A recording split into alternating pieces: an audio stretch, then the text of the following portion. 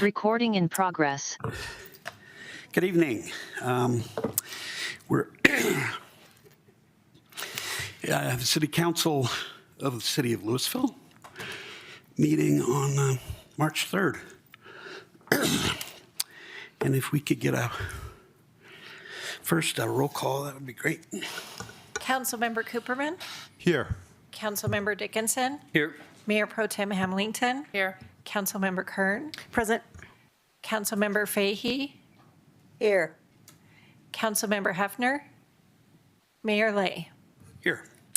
If you would, stand as able and join with me in the Pledge of Allegiance. For the United States of America, and to the republic for which it stands, one nation, indivisible, with liberty and justice for all.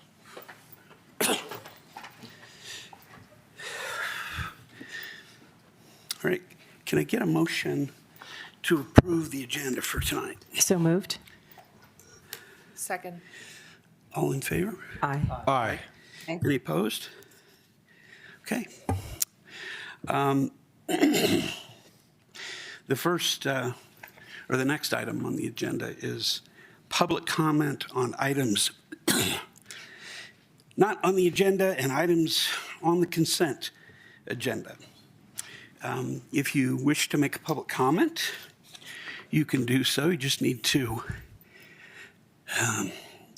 sign a card, which is right outside the chambers here. Give it to the city clerk at the end of the dais, and she'll call your name. When you have your name called, go up to the dais here or the lectern and just make sure that the little green light is on. We'll keep an eye out for that.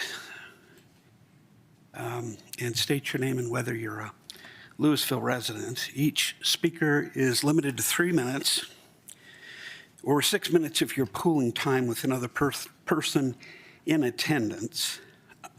All opinions are welcome. Please be respectful of the speakers to ensure everyone feels welcome.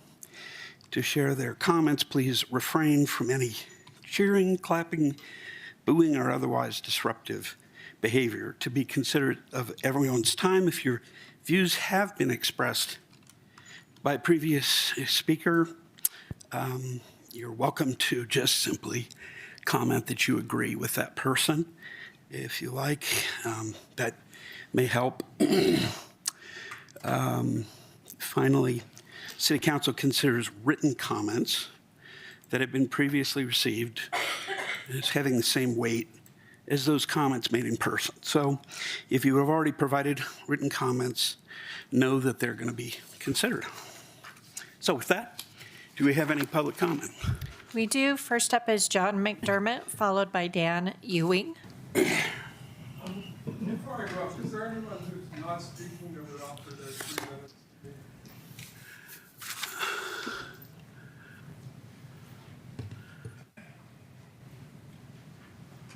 Good evening. This has been quite the conversation over the past few months. I put a sheet of paper out to all of you to reiterate and emphasize my point, which I may not get to all of it at this point. The picture on there is from Roger Hughes. I can't take credit for that, and these are definitely his ideas as well. He couldn't be here tonight. So what we are proposing, and you'll see a list of people's names on the back of this that signed a petition about 5% raise. The information that the golf management team has shared with you is misleading. If you look at the fee schedule on the picture that I put in here, they quoted a 5% increase and then a 25% reduction because of only 9 months, based on a very high fee that is not what most people pay. What they quoted was the Regal Pass with a Plus edition, What most people do, myself, my wife, and others, is the Regal Pass with range. The price is very different. What we are proposing, all of those who signed this petition and myself, is that there is a 5% increase. And if you look at those prices, we're asking for a 5% increase on what people actually pay. And that seniors and residents, please, are considered. They are not considered now. If you look at the sample that I put on this paper, the senior rate is 2024. My eyesight is terrible and I don't have good reading glasses on. But in the example, I put in what should be paid, and with the 25% adjustment, the fee would actually be $1,603.50. Not what the golf team is proposing by any means. As a matter of fact, about $500 less. We are asking that with that 5% increase and the 25% adjustment, that's what people in those categories pay, and that seniors and residents are please given consideration. We've been here a long time. We've supported the city, we've supported the golf course. And all of those names on here and more, that was a quick gathering of people, would really like to see the golf course honor us. Now, we understand that there's going to be change. And what we are asking for in this complex issue, that time is taken with representatives of all the constituents over the next year to develop reasonable change and prices, not by one or two groups, not by a few people, but by scheduled meetings with representatives of all interested parties to get together and really hash this out, to have a meaningful solution. The way this is happening right now, it's not really hashed out. It's just been quick. Some of us were told about it, didn't even know anything about it until it came by word of mouth, and then we came in December, and we came in January, and now we're here. But it's all a rushed process.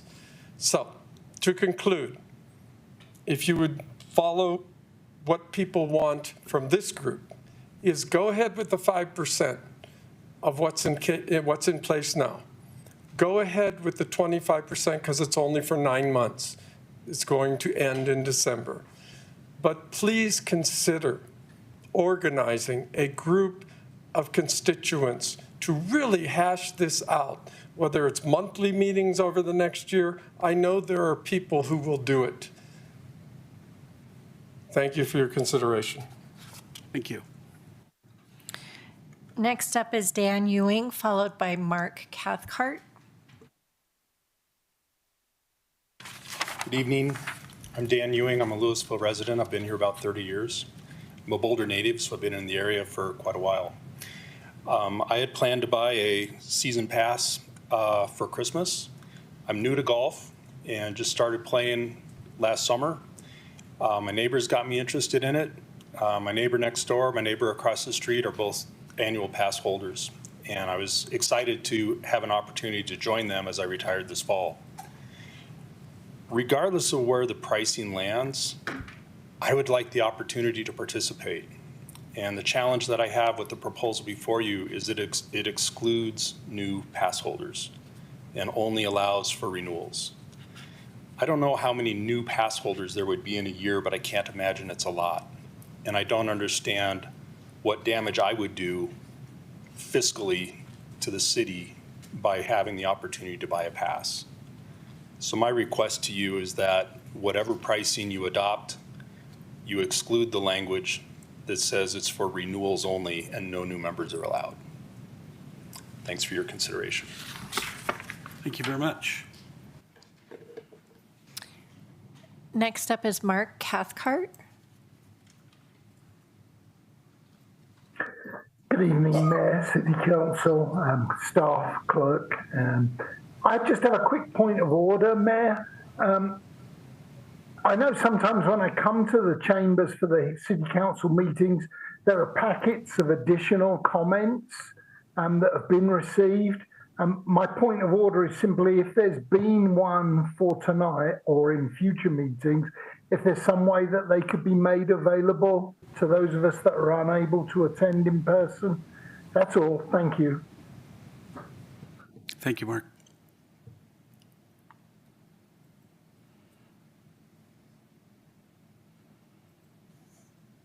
That's it? Okay.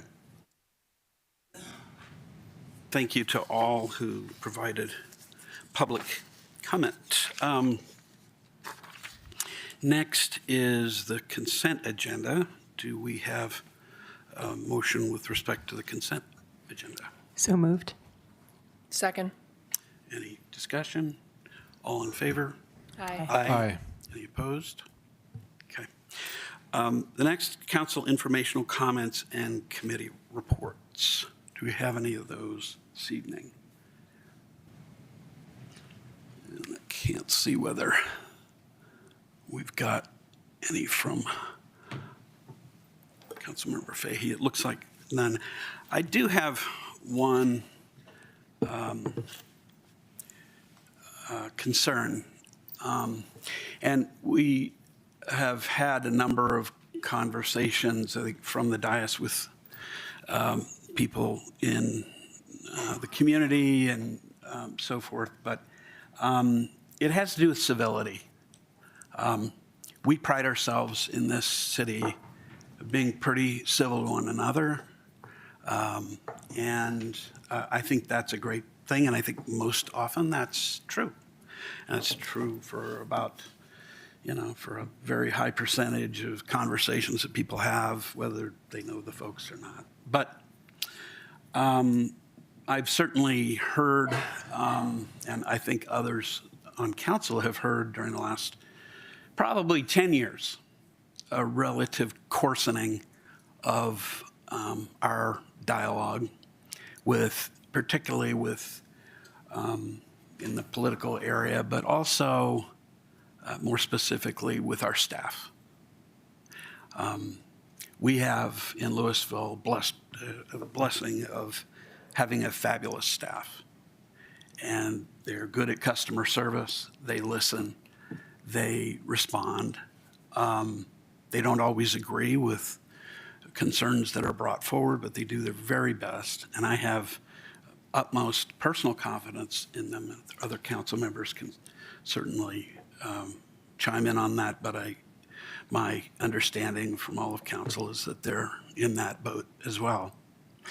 But in the last few months, and more recently, we have had people in our community that have treated our staff exceptionally poorly, getting in their face, yelling at them, treating them pretty poorly.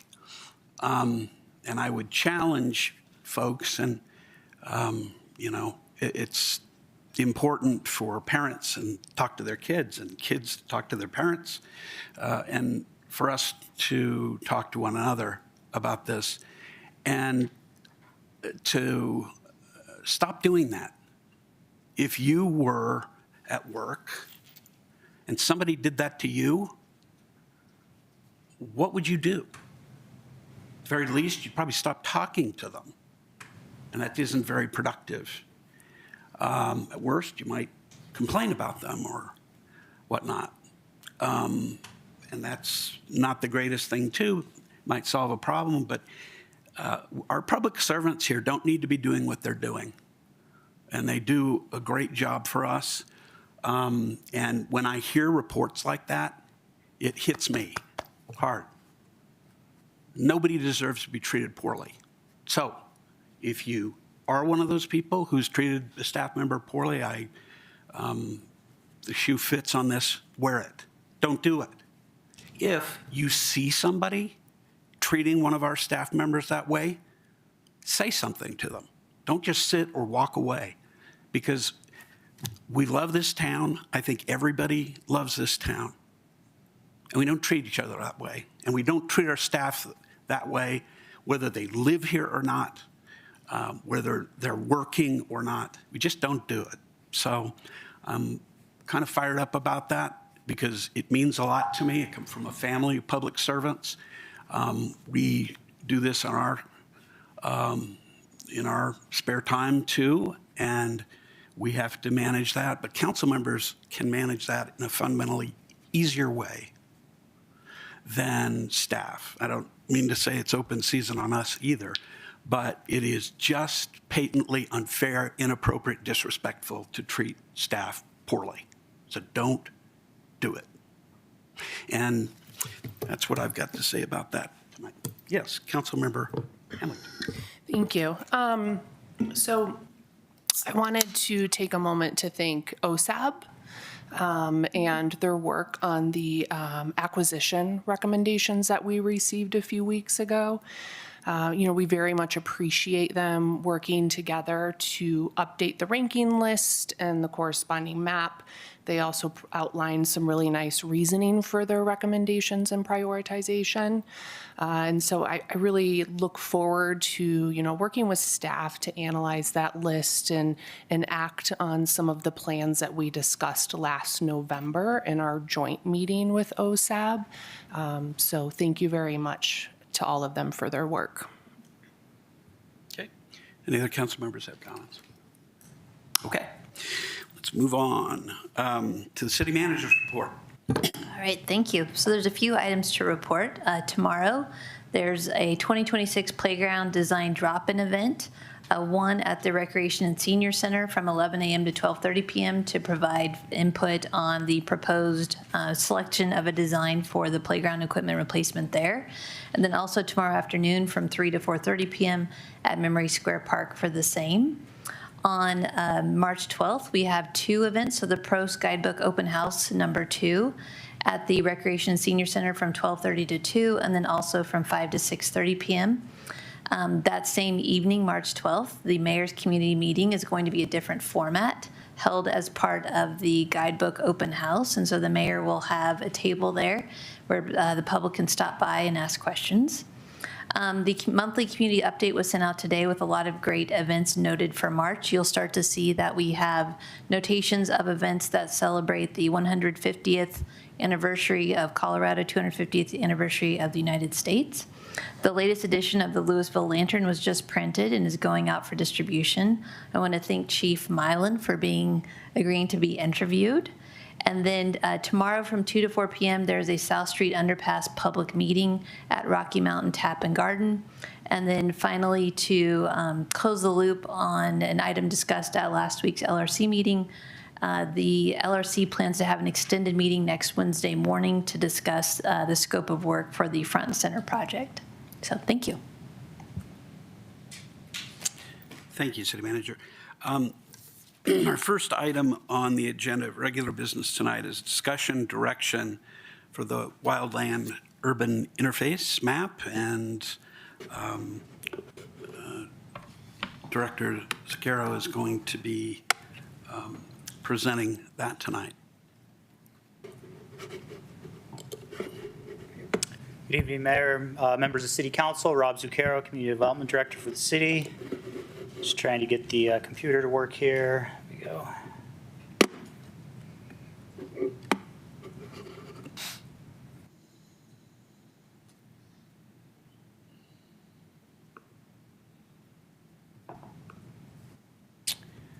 All right, so I'll be making the staff presentation to lead off this discussion direction this evening.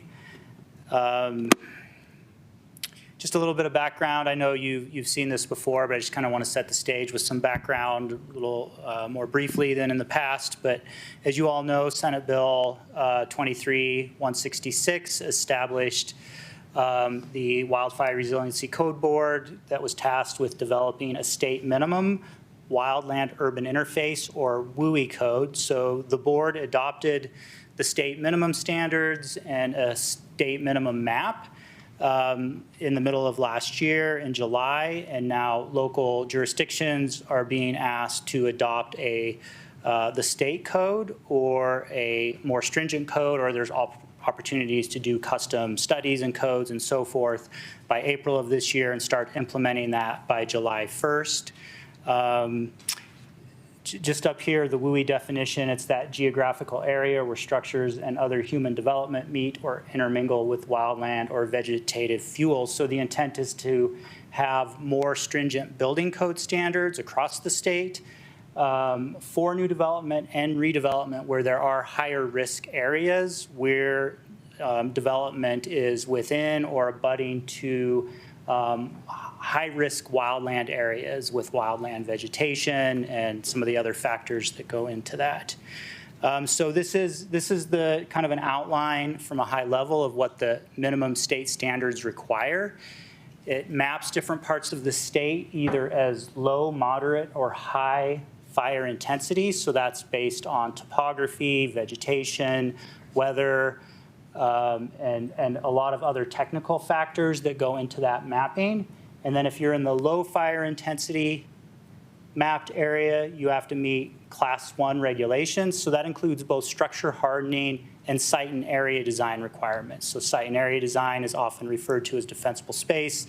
That deals with landscaping and fences and storage of materials and things like that. Structure hardening, of course, is how those structures are built, what materials and systems go into those buildings to make them more fire resilient. If you're in the moderate or high fire intensity classification zone, the Class 2 regulations apply. They're more restrictive, of course. There's a whole slew of additional building standards and then different defensible space zones as you extend further out from the structure that have additional landscaping standards to make the property and the buildings more resilient. So City Council had a discussion direction earlier where we presented some staff recommended strengthening amendments to our code. So those are in process. That's basically aligning our code with our citywide structure fire hardening code for structures, which we've already adopted, to make sure that our minimum regulations at least meet those standards. So that adds specific structure hardening standards specifically to decking and siding and some additional provisions that we have for gutters. So council's already provided direction on that. So what we're here this evening to talk about is the mapping option. So that's where is this code going to apply? So this is the state minimum map. Again, the city has the option to adopt this map or modify the map as long as it's more stringent than the minimum map. There's other options for doing custom studies to ground truth and so forth, but I think so far we're looking at adopting a map similar to this, and that's the discussion this evening. The state map took State Forest Service mapping data that was done in 2022, and it kind of consolidates and smooths the data into these hexagon shapes. And there's a few reasons for that. There's a lot of granular data. It was really hard to apply as a regulatory map without that smoothing. It also addresses within urban areas what are called occluded areas, kind of small open space areas that potentially have less fire danger, so it can eliminate some of those areas as well. Just a brief overview of past council discussions on this item. I'd already mentioned in 2024, we adopted a citywide, what we call the fire hardening code for structures. So that applies to all new construction in the city. There's also some triggers for some redevelopment on like siding and roofing and decking so that when those things are replaced, they also come into compliance. As I mentioned, City Council had the discussion direction on the content of the regulations in December of last year. And then there were a couple more actions that followed that came out of that December meeting based on council's direction. 2 emergency ordinances. The first one on January 20th was emergency ordinance banning the planting of junipers citywide. And then on February 3rd, City Council adopted another emergency ordinance requiring that defensible space in the first zone, which is 0 to 5 feet. And that was to apply just to subdivisions within the Marshall Fire rebuild areas. Recognizing that with the additional development that we are anticipating as those continue to build out and recover, that the defensible space standards would apply there, with the intent of having further discussions in the future with council about potentially expanding those standards throughout the city. On February 17th, you did receive the Fire Protection District's wildfire and conflagration risk assessment that they worked on with Ember Alliance. So that's some significant information and data that you were presented with recently as well. So to get into the discussion this evening, we've provided you a staff report with some background information and analysis, some options and suggestions.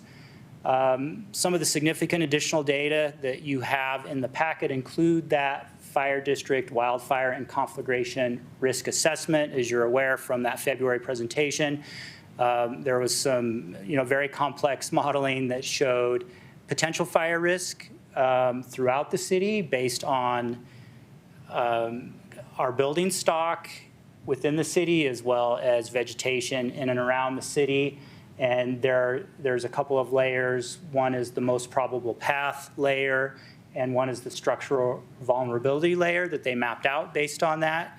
That gives you some additional data points where what parts of the city are potentially most vulnerable to wildfire spread and then potential conflagration from that wildfire spread. And then there's the state wildfire risk viewer. This is the base data that the state WUI map comes from. There are additional layers within that analysis that could be helpful. Staff's pointed to a layer the state map isn't based on that layer, but there's an additional layer that takes into some consideration the built environment around those fire intensity areas. It's called the Wildland Urban Interface Risk Layer. So we've provided information on that. We've provided mapping of the Marshall Fire burn area as well. So there's a series of maps that show overlays of all of that data just to help inform your discussion. We're also recommending that the WUI map aligns with neighborhood and major road boundaries. This is pretty typical when local jurisdictions adopt WUI codes. It makes a lot of sense to have more uniform, predictable regulations within neighborhoods instead of splitting lots and splitting neighborhoods.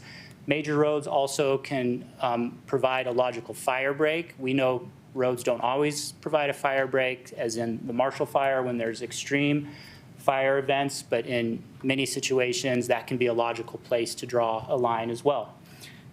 So here's just a couple of examples of the city of Boulder and the city of Loveland wildland urban interface maps. You could see in Boulder, of course, to the west, you have the red areas, which has the highest fire intensity. Then it transitions into a lower risk area to the yellow, and they're drawing their boundaries to neighborhood and road lines. Same with the city of Loveland. The areas to the west, the grasslands out there, that's their wildland urban interface area. And then they have a city wildfire zone as it goes into the city. And then they're drawing their lines around neighborhood and road boundaries as well. So here, those maps that I mentioned, I just wanted to show them quickly. This is the wildfire and conflagration risk assessment. It's a little busy because we have the Marshall Fire burn perimeter there, but the most probable path analysis is the kind of blue or purple. And then the little dots, that's the structure vulnerability analysis. And so that analysis, the cutoff is 0.7 and above is higher risk. So the little dots show the structures that were rated as the most vulnerable being 0.7 and above based on their rating system. This is that wildland urban interface risk layer within the State Forest Services layer. So you can see that goes into the city a little more in comparison to the base map. Provides additional information, specifically, it shows some potential risk within the Coal Creek area, the Coal Creek corridor, and certain areas on the north and west of the city where there's more interface with structures. So in order for your discussion tonight, hopefully to help with the discussion tonight, staff did try to provide some structure or some decision points that you could consider. And first are variables for the decision making. This isn't all inclusive. There may be other things you're considering, but we thought this might help as you think through what might be the most appropriate map. First is broad community sentiment and desired outcomes for the whole community, because this impacts large areas of the community. Impact of the Marshall Fire, and of course recommendations of all of the data that we have, the wildfire and conflagration risk assessment, and the state map are primary ones. And then, of course, the state code and state map as the minimum standards, that's a data input. And then also, what's going to be the most effective approach? There are options for incentives and education. And then, of course, the WUI code, which is a regulatory approach. There may be some pros and cons to looking at where we're expecting new development, especially with the comprehensive plan amendment coming, and then already developed areas, and what may be the most effective within developed and future development areas of the city. So with all of those inputs, the idea is to look at this, be informed, and then look at a holistic approach to what you think would get to your desired outcomes. So we pointed out 3 things. So there's risk mitigation, cost and equity impacts, and the effectiveness of the code. So certainly risk mitigation, which options mitigate risk in areas of highest vulnerability. So you have a lot of data showing where highest areas of vulnerability could be.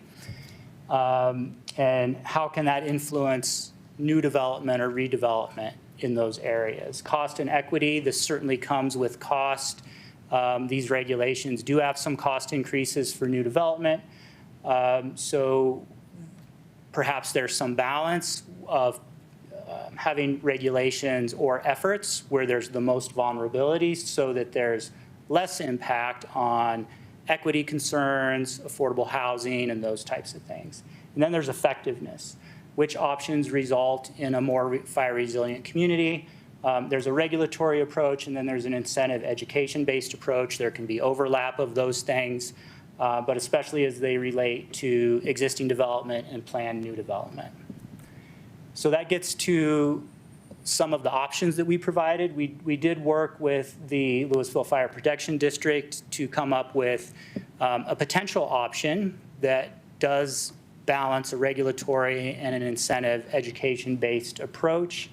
And that's to extend the Class 1 regulations on the west side of the city, because we are expecting new development in that area based on our comprehensive plan goals, and then bringing that boundary up to McCaslin Boulevard. So within the comprehensive plan, we are expecting most new development west of McCaslin, and also within the Red Tail Ridge development. As you can see, the state minimum map already captures large areas of Red Tail Ridge. So this would also capture the other area west of McCaslin. I think we are anticipating with the comprehensive plan draft, it hasn't been adopted yet, but 90% of our new development would likely be captured within those areas. And then, of course, McCaslin Boulevard boundary does provide a potential fire break, as well as capturing neighborhood boundaries as well. There are certainly other areas of high risk within the city, especially along the Coal Creek corridor, the north open space. Staff noted that those areas are already developed, and we're not anticipating significant new development in those areas. We could extend the regulations to boundaries around those areas. I think there could be some discussion about whether putting more resources into incentives and education rather than a regulatory approach would result in better long-term outcomes within those areas. So I'll get a little bit more into this, but we did want to point out, of course, the other options that you could consider based on the data that you have. One is to adopt the base map. And then I know there's going to be future discussions about citywide defensible space. If we do adopt citywide defensible space and together with our fire hardening code for structures, we would be very similar to a Class 1 standard across the whole city. This was also the Building Code Board of Appeals. They did review this ordinance, which is part of our standard procedure for building code adoptions. So part of their review was to review the mapping options, and they're recommending adopting the base map. The other is to expand the WUI boundary in some manner that more closely reflects the wildfire and conflagration risk assessment data that you saw. that does extend to much larger areas of the city, including parts of Old Town and drawing to neighborhood or road boundaries. That would capture large parts of the city as well. Another option is to expand the WUI boundary using the wildland urban interface risk layer from the State Forest Service map as a guide, and then trying to figure out the most logical places to draw the WUI boundary based on that. There could be other options, but these were the ones that we wanted to point out as a starting point for the discussion. Just a quick note on permitting and enforcement. We already regulate multifamily and commercial development, including landscaping, so the site and area design requirements. We're already regulating those through our PUD processes and our building permit processes, so we feel like those could easily be incorporated into our existing processes without much effort once we get the program up and running. For single-family development, the building part of that easily incorporated into our existing processes, but we did want to point out that if we are going to be regulating landscaping with new single-family development, this is a new program for the city. We would have to develop those processes. There would definitely be some staff impacts, so there might need to be further discussions about staff capacity on that. So we wanted to point that out. So here's just a summary, and hopefully to help guide and frame your discussion this evening when you get to that point. But here's kind of the 4 options that we're hoping to get your feedback on. Again, we're not developing the final map tonight, but based on your feedback tonight, we'll develop the final draft map that will accompany the WUI code when it is set for the adoption hearings. So the first one is to develop a map that extends that WUI boundary to McCaslin for the Class 1 requirements. This is something that we worked with the Fire Protection District on. This option focuses on regulations for areas of anticipated new development and has a higher focus on incentives and education for areas of existing development. Second option, again, is to utilize the base map developed by the state. And this could be combined with future considerations for expanding defensible space standards elsewhere in the city. And then developing the WUI map based on the wildfire and conflagration risk assessment. This is probably the highest regulatory option. It has the most focus on a regulatory approach that would cover the largest area of the city from a regulatory standpoint. And then the next option, again, is to use that state wildfire risk viewer, wildland urban interface risk boundary. This does have a bigger focus on a regulatory approach for much of the city, but it's not as extensive as the wildfire and conflagration risk assessment as the guiding data for the map. So when you get to that point, we'd recommend that you maybe start at the top and see if that's a viable potential option or supportable option by council, and then go through the other options as well. And that ends staff's presentation. I'd be happy to answer any questions. Yeah, let's open it for council questions. Yes, Councilmember Hamlin, Mayor Pro Tem. So one question that I have up front, well, I take that back too. The first is the map that proposes extending to McCaslin. Low fire, yeah. Help us to understand the decision-making process between designating that low versus moderate high. Yeah, so with our low standards, as we have it proposed, it would include all of our fire hardening for structure standards. So that would be above the state minimum. On the defensible space standards, it includes the 0 to 5 feet. And within, when you get to the Class 2 standards, it starts talking about 5 to 30 and 30 to 100 feet. And it has a lot to do with spacing of trees and those types of things. Within an urban environment, especially like a parking lot and our landscaping standards, we often have tree canopies within planned development areas that are closer than those standards would allow, that we felt had a relatively low risk because it's not a forested environment. They're typically irrigated trees that are part of planned landscaping. So we felt applying the Class 2 landscaping standards perhaps wasn't needed within those areas. That's very helpful. And then my second question, it's not really a question, but I'm curious what Chief's thoughts are on this, if we can invite him to the microphone for a minute.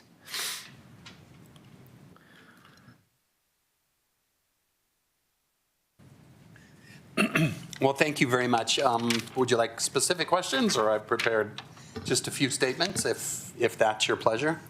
Statements are my pleasure. Okay, thank you. As Director Zuccaro said, this is a minimum, right? And much like building codes, it certainly is acceptable to go above minimums. We recognize that the city requirements, and especially the structure hardening requirements, far exceed the state requirements, and we applaud the city. I applaud the city for that, and the department applauds the city for that.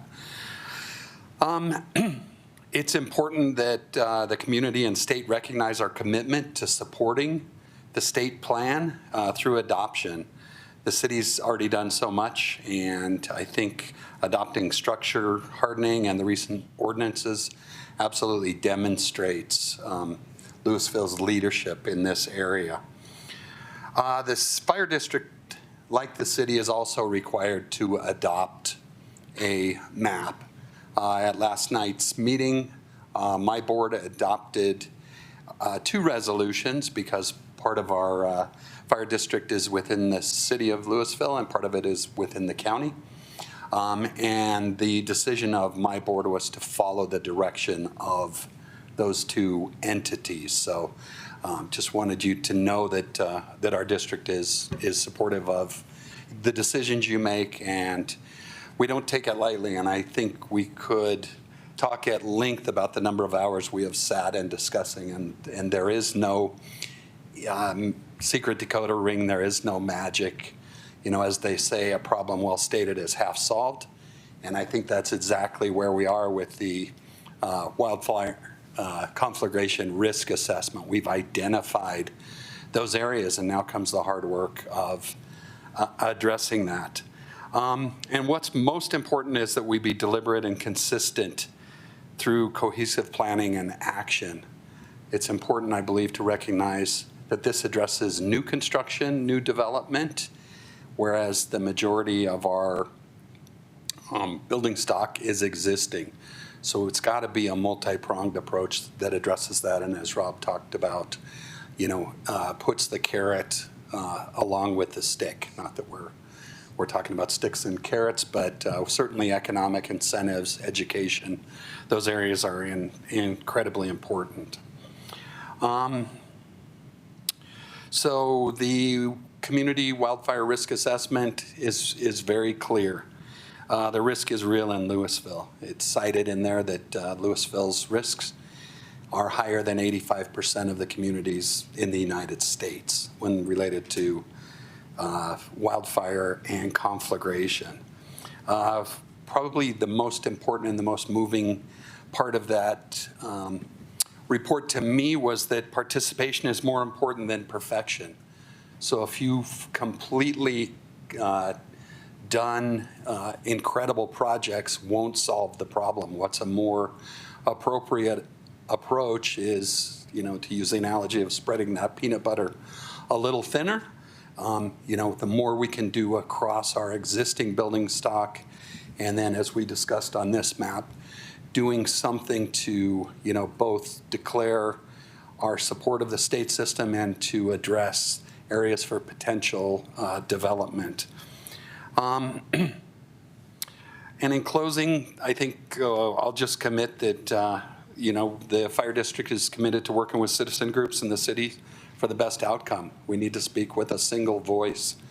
It's time for us to, you know, clearly take a look and look at what's best for our citizens, what's best for fire protection. There's no way we could suppress our way out of some of these things. So it's a multi-pronged approach. And really the gold standard is structure hardening and defensible space. And those are things, structure hardening exists, and defensible space is something that we need to discuss, at length, and you'll have to make some very hard decisions. But I applaud you for what you've done. I applaud this city for what they've done.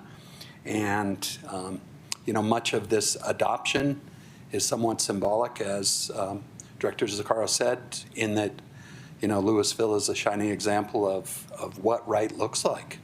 So with that, I'll just state that we're all in. We'll do whatever we can to help. And if you have any specific questions, I'm happy to answer, or I'll sit down and you can discuss, and I'll be available should you need anything else. Thank you. I'll just close out my few questions by saying I appreciate the information you two provided tonight and the collaboration. I know that we're focusing on the map tonight and not necessarily conflagration. It can very, very easily, the two blend together, but knowing we're focusing on the map tonight, I have no further questions at this point in time. Other questions? Yes. Councilmember Kern. Great. I'll extend my thanks and the many hours I know that you're working on this as part of probably the most activated portion of our community being directly impacted by the Marshall Fire. My friends, my neighbors, most of us who rebuilt, they're daily involved. It's still part of an everyday life. And honestly, the thanks from all of the people who I represent are there. And the time, and from the city manager in really stepping up and working with all of you. I think, like you said, recognizing the problem is half the battle, and it's wonderful to be halfway there, at least 4 years later. I was going to say, one of the things that I noticed in the mapping that was provided in our packet, it's based on the 45-mile-an-hour winds, which pretty common as long as I've lived here. But it was the higher winds. I think there was some mapping that came in with 80+ mile-an-hour winds. And that risk area was quite profound.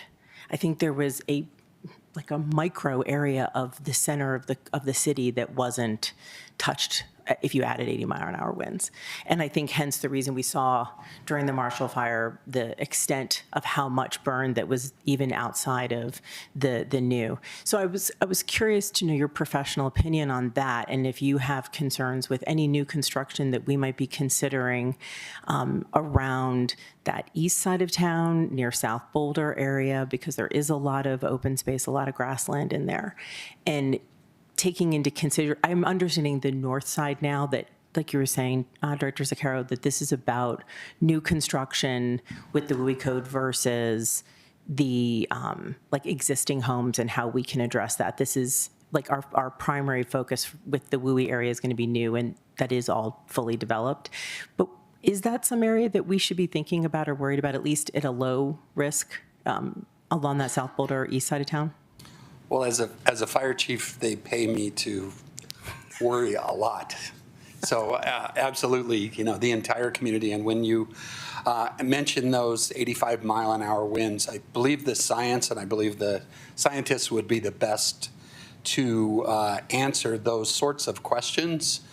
However, I think they looked at the most probable. They looked at winds out of the west and winds out of the north, and then looked at those wind rose diagrams and came up with the, again, not the worst case scenario, not Marshall conditions, but I believe that's part of why they have chose to display some of those 45-mile-an-hour winds.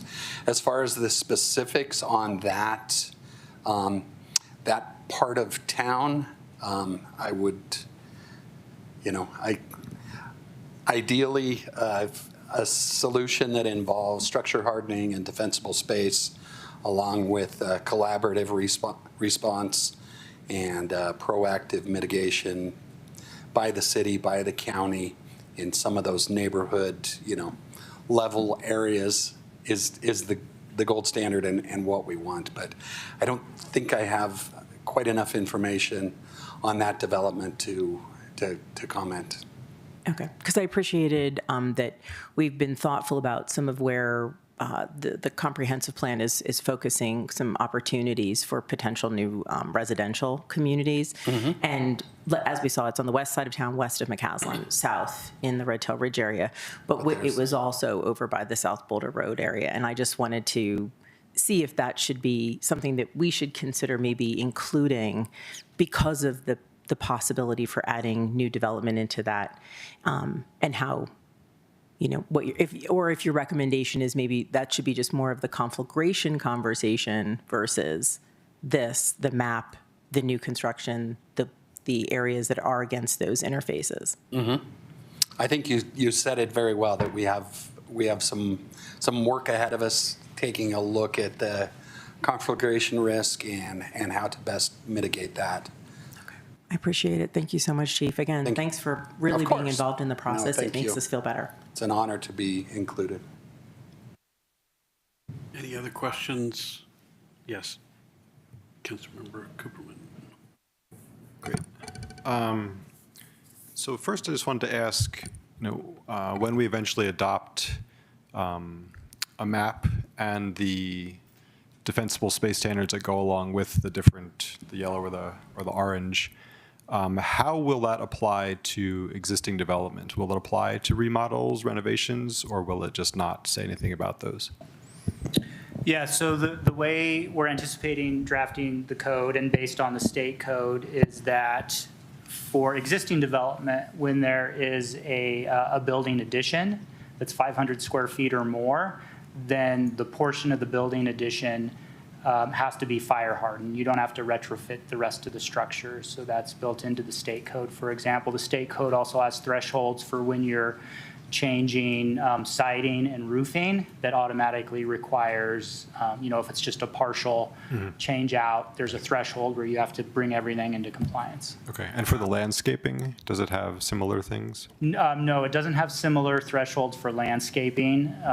It's pretty rare that someone does partial landscape. I mean, they do partial landscaping work, but not in the same manner as, siding replacement. So I think that's one of the challenges with enforcing these types of codes is incremental additions of landscaping, especially on single family, as people go to the home improvement store and buy a few shrubs and plants.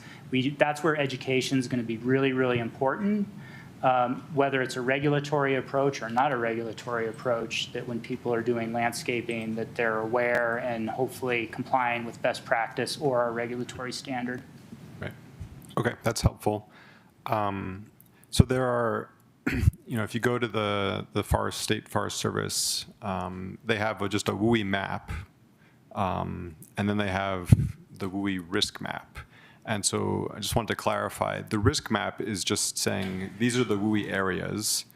Now we're going to show you what is the wildfire risk in those areas. Is that correct? So the base layer that the state map is based off of from the State Forest Service is based on fire intensity scale, which is looking at, all of the factors, vegetation, topography, weather, and then they have the wildland urban face risk layer, which takes into consideration certain data around buildings in and near those high fire intensity areas or higher fire intensity areas. So the fire intensity scale is specifically about the potential for flame length and other things that the chief could probably speak more to, potential for flame length, ember spread, and those types of things. Okay, that's helpful too. And then, do you have any familiarity with the choices that Boulder made on the map you showed? Not in great detail, no. Okay, that's all right. So let me just ask a couple little questions about that map. In the Red Tail area, for instance, there are a few places where the roads are basically not being used as boundaries, and I'm just wondering, did you give any thought to would it make sense to just extend some of those areas so that it's easier to administer based on road boundaries or other boundaries? we could do that. I do think that the areas to the south are going to be fully developed and adjacent to major highways, so they're not going to be adjacent to wildland areas. So I think that's one reason that you may not extend the boundaries that way. They are doing significant overlot grading too, which can also adjust the map through, and that's part of the state code as well. Okay.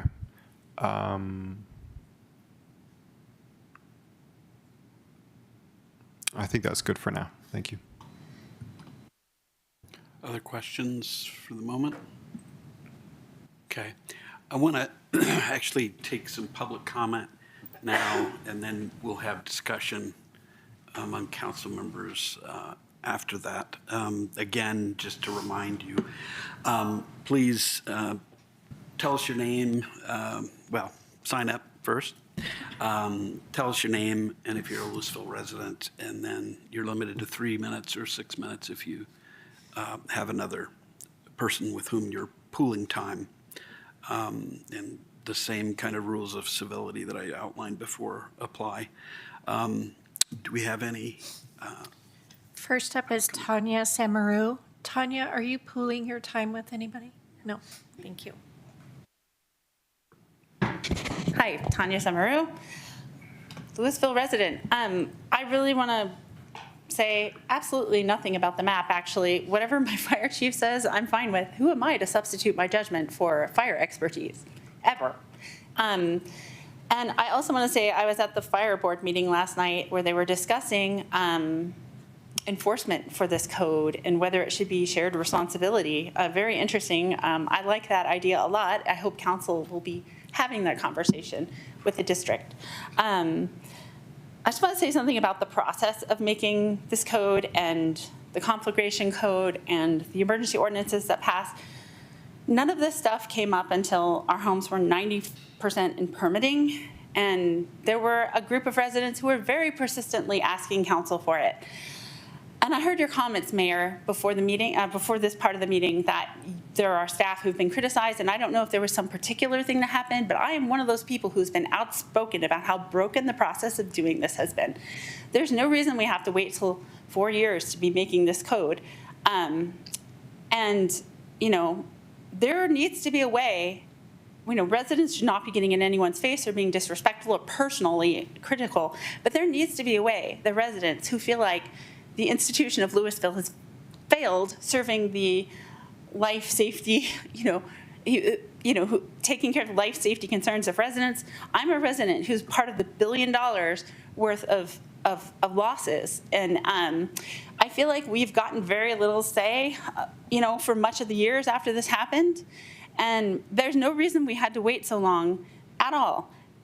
So I hope moving forward, you will seriously consider changing the process by which fire policy and risk reduction decisions are made. Like policy, not just we're going to bring one thing and another thing. Like we're going to sit down with the district in a big round meeting, and now might be a better time than last year when you kind of tried to have that conversation. This might be a more ripe time with the WCRA, and the board is on board with it too. To sit down and say, what should our goals be? Because, yeah, we can't do like everything in the world. And it shouldn't be like infinitely expensive. And there's a lot of things you have to think about. You're not going to ask somebody to take the tree out that they planted when their grandfather died or their whatever. Probably not the grandfather, but there's a lot of stuff. It is going to be hard to work out. But there's a lot of reasonable stuff to do, and there's a lot of best bang for your buck. And there's no reason why we shouldn't make some kind of goals around this. Like, I would love if my neighborhood was 7 out of 10 instead of 9 out of 10 for fire danger. There's nothing we learned in the WCRA that wasn't a recommendation that was in your face in some official report that staff and council didn't ignore these 4 years. And now we have a WCRA. Thank you so much to the district for that. But let's not let this one just become the next FEMA report that got ignored or whatever. Let's sit down, please, sit down with our district, make holistic policy that makes sense and is right for us. Thank you. Thank you, Tanya. No other public comment? All right, let's bring it back to council. And if there are further questions, we can address them now, and we can talk amongst ourselves. I want to maybe go back Director, can you put up the option list that you wanted us to walk through?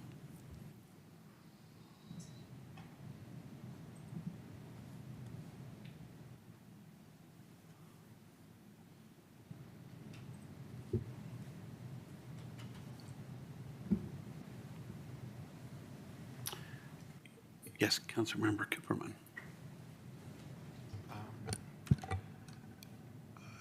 I guess I have a question that's kind of related to, or the distinction between the first bullet point and the last bullet point. So I assume that, you know, Rob, you were part of this state board that helped to develop the state map. And so I assume that board looked at, you know, the information in the state wildfire risk viewer, and yet they, you know, through deliberations, they chose not to just sort of take that as it was, but instead go with this map. Or sorry, that's referenced in bullet point 2. That's what I meant.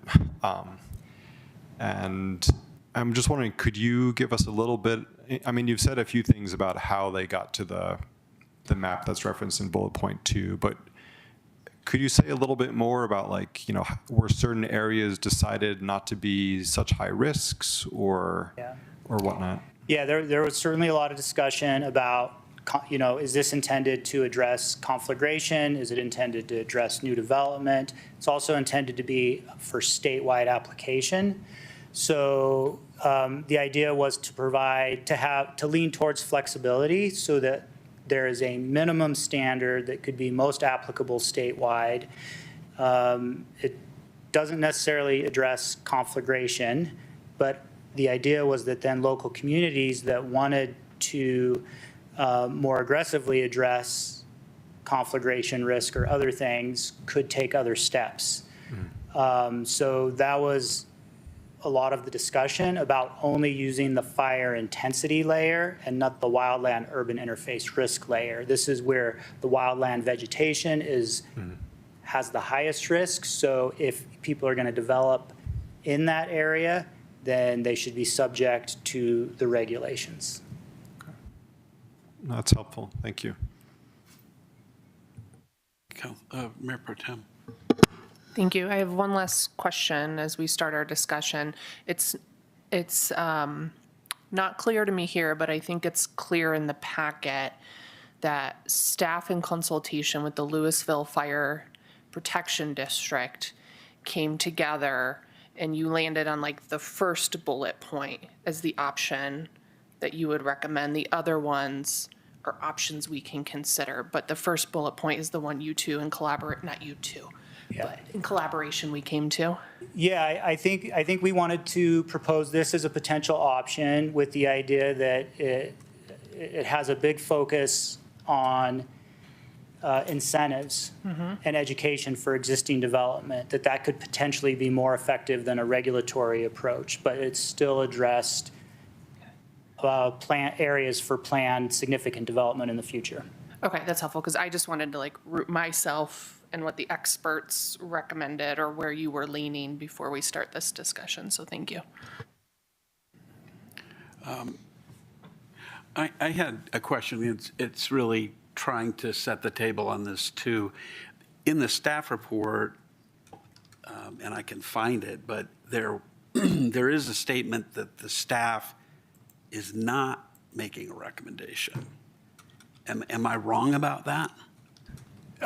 Yes, you know, oftentimes there's enough data and information that staff might make a recommendation because there's an obvious path forward. I think this has enough optionality that we really need to get city council's input rather than staff coming with the recommendation. So I don't know that I think the first bullet point is somewhat of a recommendation.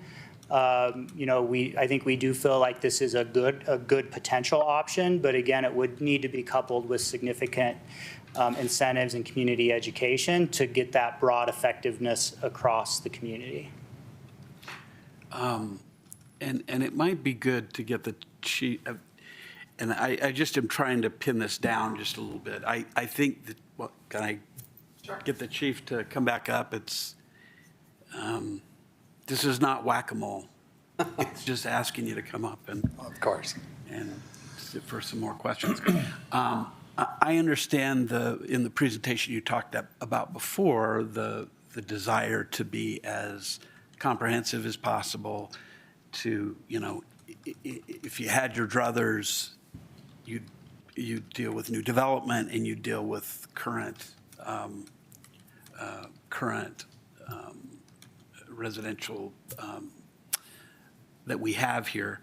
But my question is maybe a conceptual one. We're talking about doing some of this in phases. I mean, one, the way we're doing it right now is talking about the WUI map tonight. We're not talking about conflagration and defensible space tonight. We're talking about just the WUI map. Do you have any, as a conceptual matter, do you have I mean, is that a problem to do that? I just want to make sure when you're making recommendations that you're not at cross purposes with our staff, or if we are, then it's worth making sure we understand that. I would start with the timing of the legislature is what's driving this decision and this adoption tonight. And I would hope that the intent is that we don't do something that we have to undo. So, Rob, you may be able to help with how often this can be revisited by a community, or how often the state will revise their maps? Yeah, the state's going to revise their map and code on a 3-year basis. So we're about 6 months into that 3-year time frame. But local jurisdictions, as long as they're not being less restrictive than the state code, can update their local code and map as often as they want. Okay. And I know that we are going to get to other pieces that you'll have recommendations on. I just am, for the public primarily, want to be able to have some confidence that the way we're proceeding, even tonight on this, is consistent with the path that you would follow. Well, recommend that we follow. Yeah. Candidly, it's when we use these streets and we talk about, my house is here and your house is there, and I live by a different standard than you live by, yet conflagration, yet risk can come from, we didn't consider the, easterly winds. There are so many potentials that really, the belt and suspenders solution for the, for the fire district is, the home hardening that's there, and then defensible space, coupled with what's going on throughout Boulder with the wildland initiated community conflagration, evacuation, with that comprehensive solution. And I don't mean to blow it into the 20,000 foot view when what matters is what the individuals are doing and what the community is doing. But it's a little like a fast track construction project in that we have to define it and build a foundation that we know will support future work. And I believe the solution that we came to does that. I respect that there are other areas of potential development when you look up north and east. And again, most of my conferences and discussions with our operations staff were, a little more tactical, a little more battle planish. If you had to, if we had a flame front coming, where would you make a stand? What would you do? So there was, kind of a pragmatic look at the best solution in front of us at this time. In one kind of clarification of that, I mean, is it your recommendation that we follow on with discussions of defensible space and conflagration? I would say that in all caps if I And- could. And I think that's consistent with what we're going to do. I wanted to make sure everybody is on the same page. That is correct, Director, right? Yes, yeah, as we mentioned in the staff memo, yeah, that's the intent, is that there will be follow-up discussions on that topic. And do we have a sense of what the timing of those discussions? We don't have it calendared yet, but we understand that we need to do that as a pretty quick follow-up to this. Appreciate that. Any other comments? Okay. It may be now yes, Councilmember Cooperman. Sorry, just want to ask one more question. So I'll sort of couch this question by thinking about the north of Louisville. So you talked a little bit about that area and maybe why we wouldn't extend the WUI into that area. Just want to clarify, so are you thinking more so that by extending the WUI into that area, it sort of would be ineffective because those things are already developed, or more so that it would cause sort of administrative issues when people are doing projects there? Yeah, so I think that the idea is, again, like you said, it's already developed. So we could adopt regulations and there would be administrative requirements. But I don't know how effective they would be, because a lot of it would be, we already have our our fire hardening code for structures. So we're already regulating the structure. If we're looking at landscaping on existing development, we anticipate there's very few homes that would do wholesale landscape. You know, what's the threshold for when you have to bring your landscape into compliance? So we felt that we could put resources into enforcement, or we could put resources into incentives in education, and that seemed like, you know, if you do the regulation, then you have to enforce it, regardless of what you do. So I think that's part of the factor, if that makes sense, coupled with the potential for extending the defensible space requirements. So there's options to have both structure hardening and defensible space outside of this WUI code based on future discussions with council. Right. Okay, thank you. Okay, thanks. Appreciate that. I think we probably are in a place where we can have some discussion amongst ourselves. One of the things that it seems to me, looking at these various options, a kind of maybe bigger picture issue is whether we're looking for more of an incentive-based, an education-based, a little more voluntary kind of approach versus a more regulatory-based approach. There are sort of three of those options up there are more regulatory based on the analysis and your comments. And one way of thinking about this, and I'm not suggesting that we have to do it this way, but it seems to me that if we're trying to land on an approach, maybe we could discuss the value of one of those kinds of approaches generally over the other. I mean, the first is a different kind of approach than the last three, for example, or the last two, sorry. Is that yes, were you going to add something? Maybe I can ask the director to test whether that's a useful way of thinking. Yeah, I think what staff's suggestion was, and it could, however council wants to discuss it, but I think it could be helpful to see if council is supportive of the first bullet item.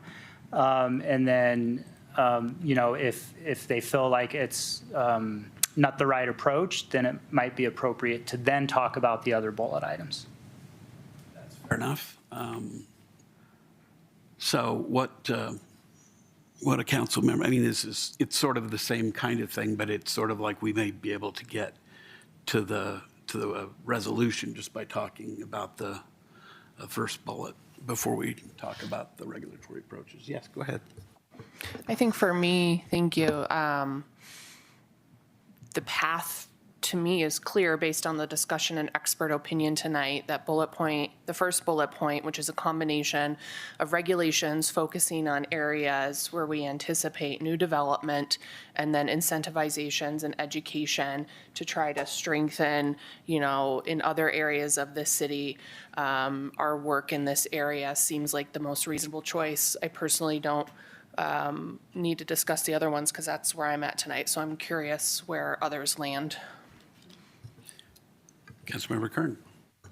Since I would probably have the most extreme opinion based on my history and all the conversations I've had, I'll just, for sake of time, I don't need to be up here making speeches. I completely agree with the Mayor Pro Tem. Councilmember Fahey. Thank you. Yes, I will agree with the Mayor Pro Tem and Councilmember Kern. I think option number one is absolutely the way to go. It provides incentives, and it's a kind way to achieving what we would like to achieve. Thank you. Thanks. Anyone else? Councilmember Cooperman.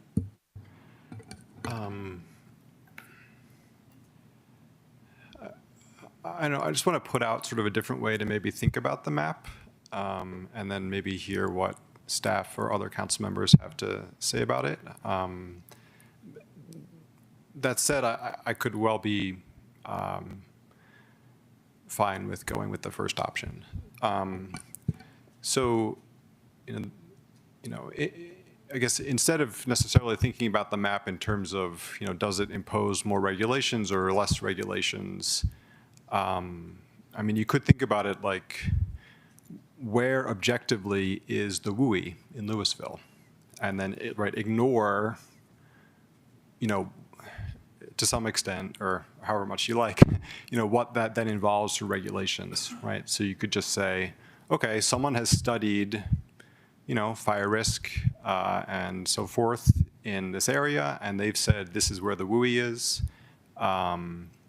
And then, hopefully that's a fairly objective determination, and we could then base a map on that, right?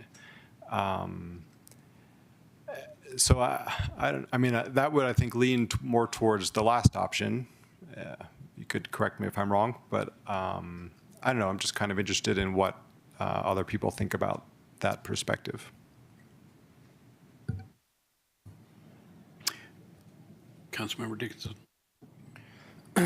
Yeah, mostly I agree with everything that's been said so far, and I think we're doing a good job of compartmentalizing. Like, we're talking about the map, and I kind of lost you at the end, Josh. But the first, this is a map of where the WUI is. It's been studied. You can look at it on Google Maps, right? You can kind of see where the issue is, and then how do we want to deal with that? And so I think, potentially extending it to McCaslin makes a lot of sense. I grew up in Boulder. Broadway was always the divider. It's like, west of Broadway is being, vacated evacuated.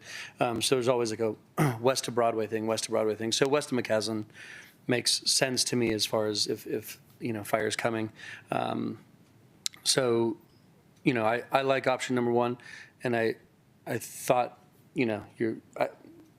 I thought what you were saying kind of supported option one, but you're saying it feels like it supports option four. I'm not quite seeing that connection. But yeah, I agree with what other people have said previously. I agree that the first option is the best. I guess maybe just for clarity, I can ask Councilmember Cooperman, because he said he could be convinced that option one is the best one.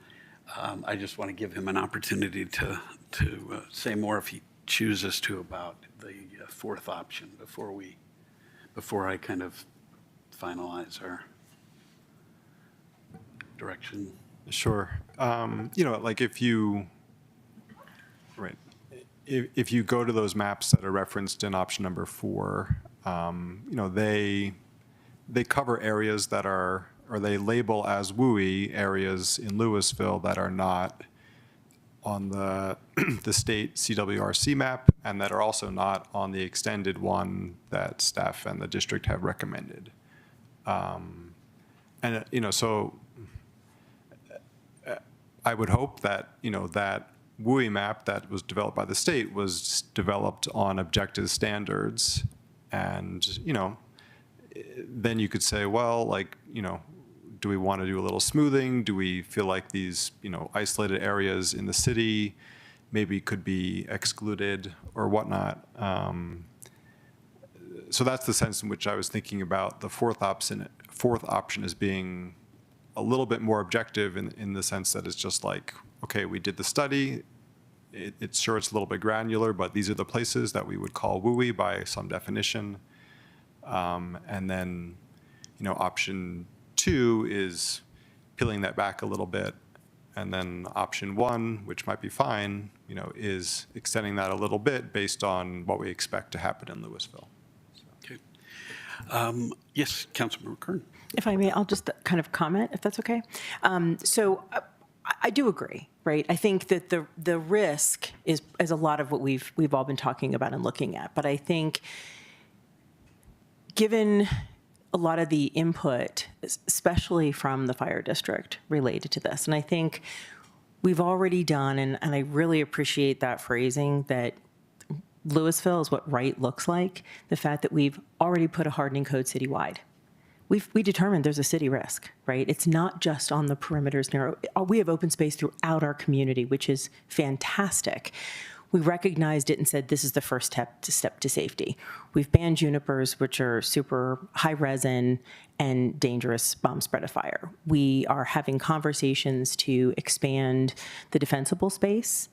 When we talk conflagration, with specifically around the fire department's recommendations for risk. And that's where I think these high risk maps will become really critical to us, is to making sure, as the chief said, the 2 most important things are taken care of. Defensible space, the 5-foot perimeter around a home, and the hardening. We got hardening. We'll get the second. We'll expand it beyond just new construction in the Marshall Fire area, and we'll use all of that risk science without us necessarily having to do this WUI-defined designation. Let's be consistent and I think take those recommendations, but I think those 2 additional things will help alleviate your concerns, as well as the community members, because I agree. I was concerned when I first saw this about all the northern neighborhoods especially. We know our northern neighborhoods got very lucky the day of the Marshall Fire, because there was a fire on the very edge of Boulder that was making its way toward us, and it was put out. Just fortune that it didn't escape beyond control and make it into town. And now we'd be talking about, well, those were actually in the Marshall Fire area too. All of those north neighborhoods burned. So I think the people who live there, who see the tall grasses, who when there is smoke in the distance in Boulder, would say to you, why am I not in the WUI? And I think as long as we have these defined scientific answers and we're being responsible and we're responding with, again, hardening and defensible space, which we will in those neighborhoods, right? And we can help incentivize and give people, you know, some help in enforcing this where they already live versus the expectation that there would be new construction. And I think it would be very low in those neighborhoods, if at all. So that would be my response. It sounds like we have a solid consensus and maybe unanimity around the first one. And so I think that's the direction that we'd like to go. And we will follow on with the other pieces that we've talked about, defensible space and the conflagration discussions. But if you are, my question to you, directors, do you have enough direction from us based on what we've said to move forward?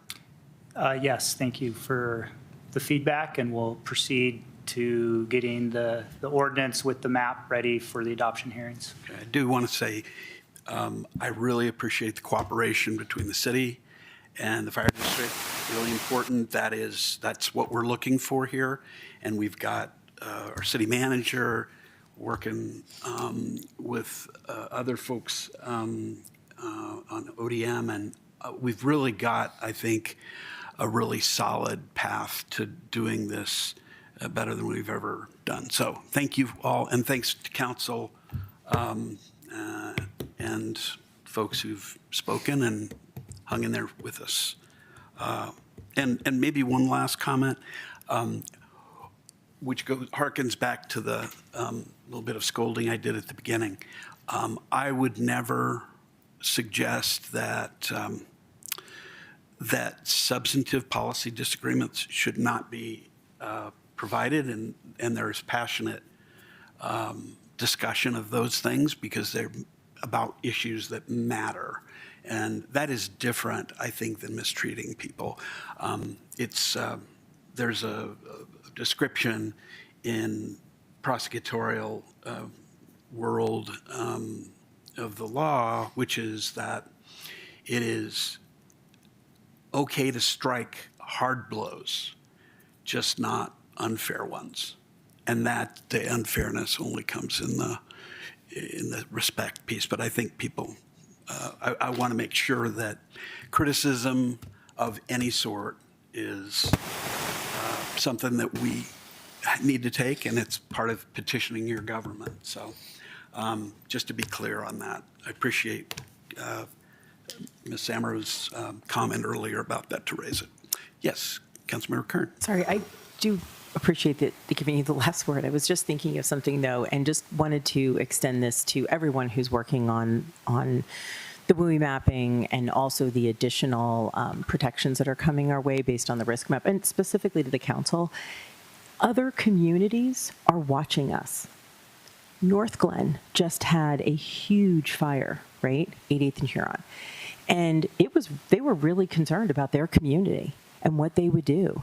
And I was really lucky to actually brag on ODM and the city of Louisville, working with them, partnering with the police departments. But they're watching us to see what we're doing to make sure that they then choose the right thing, so that none of us, we don't become the next Lahaina. Like, we're putting these changes in place to keep our community safe, not waiting for the next fire. And other neighboring communities are wanting to see, how do they make the changes too? How do they fall in line with us? And so because fires will spread across city boundaries.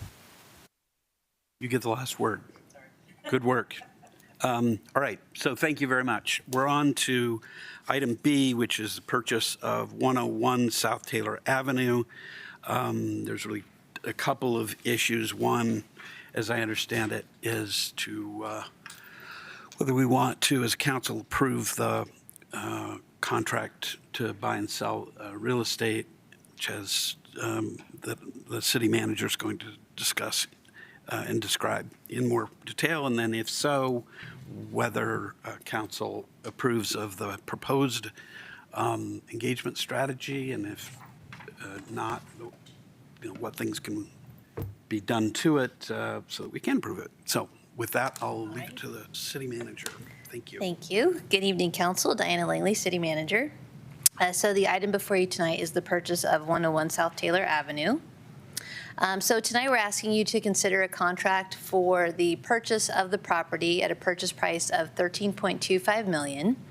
If council supports proceeding with the purchase, then we have a proposed community engagement plan, which Grace will be presenting upon.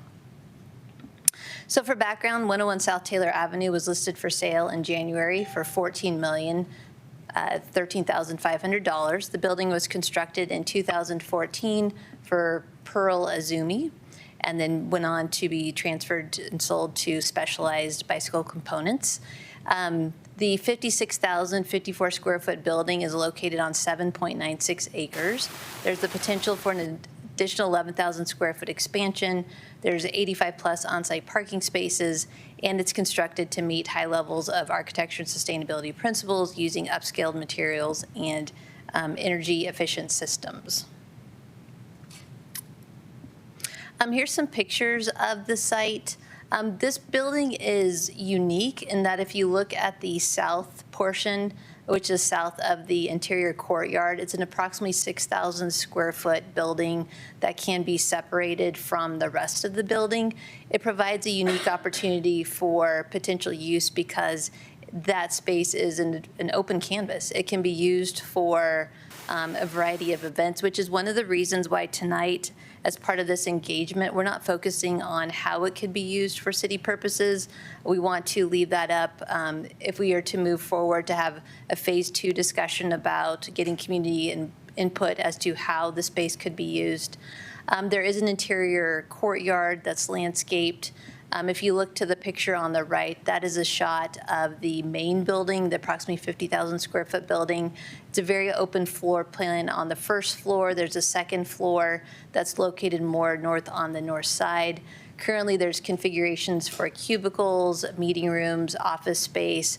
There's a ton of different rooms in there, indoor bicycle storage, locker rooms, large storage area where they used to house the bicycle components, and like we said, unique opportunity, blank space. Here's a site plan. Taylor Avenue's to the south. The road is to, what is the highway to the north of that? Highway 42 to the north. Yes. Thank you. If you look, the shaded yellow is the location for the potential 11,000 square foot addition on the east side of the building. You will also note that this site plan reflects the potential for additional parking spaces that could be located on the north and west side of the building. That's also property that could be used for a variety of other community spaces or events. There's a lot of opportunity here. So for background, the city maintains several facilities throughout the city to house staffing and operational needs. Our offices are at or over capacity right now. I think a lot of the public doesn't know that we rent office space from an office complex on the north side of South Boulder Road for human resources. We also rent space for storage. Particularly in cultural services, they have to rent space for storage. And over the last few years, as options have been provided for additional office space, they haven't been practical. My understanding is that staff and council have looked at expanding the city hall to the south, taking over the parking lot. There's a lot of costs associated with that. Looked at other locations throughout the city. And as we get into the fiscal impact, you can see why that may not be as favorable. Also, as the city grows, additional space will be needed to support city functions and services. So while we're not defining how the space could be used, I would anticipate that at least a portion would be used for city offices. The community has expressed a desire for other city amenities. We received an email today from an individual that was really focused on how this could be used for a cultural arts center, community center, and those are just some of the responses that we've heard throughout time, at least in the last few months that I've been with the city. So as we've talked about this opportunity with council, council said and provided direction to staff to negotiate a contract that provides a long due diligence period. So as we engage in a community engagement strategy, we have 90 days to get community input, present that information to council, and then council can make a decision within that 90-day period as to whether or not we want to proceed without risk of forfeiting the earnest money. And so if council wants to proceed tonight, then Grace has a fantastic engagement plan proposed and is poised to start work immediately on that. For analysis, the proposed contract terms, purchase price of $13.25 million, earnest money of $150,000, which would be refundable up to 90 days. Miscellaneous items would need to be completed within the 30 to 60-day time frame, which would be appraisal inspections, ALTA survey, et cetera. This provides for a 120-day financing period, and I'll get into the proposed financing in a moment, with a 150-day closing period. We would have the ability to do a 30-day optional extension period with deposit of an additional $50,000 in earnest money. Includes existing furniture and fixtures. When you go in there, there's a lot of office furniture, cubicles that are currently in there, conference tables, things like that. And then the seller has the right within 30 days of mutual acceptance of the offer to accept backup offers. If they do receive backup offers, they will notify us in writing, at which point we would have a 15-day window to commit earnest money down without refund. This purchase opportunity was not anticipated and is not included in the work plan. But I will note that this site has the potential to support a variety of services provided to the community. So for fiscal impact, purchase price of $13.25 million. We're requesting an additional $100,000, which this amount could be modified depending upon direction related to the community engagement plan. Currently, this amount includes approximately $4,000 for an appraisal, $4,000 for inspection, $10,000 for an ALTA survey, $3,000 for a Phase 1 environmental site assessment. If council were to opt to go with the statistically valid survey, we included the price at the high end in this, so $36,000. Website support, $12,000. Engagement support, $15,000. All of that totals $84,000. So this $100,000 provides some contingency for unknowns. If council were to go with the polling, as Grace will note, the polling estimate is much less than the statistically valid survey. And so we could potentially reduce this amount. I will note that the resolution reflects $75,000, so we will need to modify the resolution if we do not proceed with the $75,000. The proposed financing mechanism would be certificates of participation. This is a form of lease purchase financing. We would put up city collateral. In this case, it would be the library and a couple of buildings from city services, in which we would have an annual payment that would be made. And so we'd be basically leasing back our own facilities until the certificates are paid off, at which time title then reflects back to the city, reverts back to the city. This placing the library and portion of city services would just be until this transaction's completed. We would then swap out this facility as the collateral for these certificates so that the library and city services would be free and clear. Just to give you an estimate of what a potential annual appropriation payment could be, for a loan amount of $14 million, interest rate of 4.25% for a 20-year term, the annual payment would be approximately $1,050,000.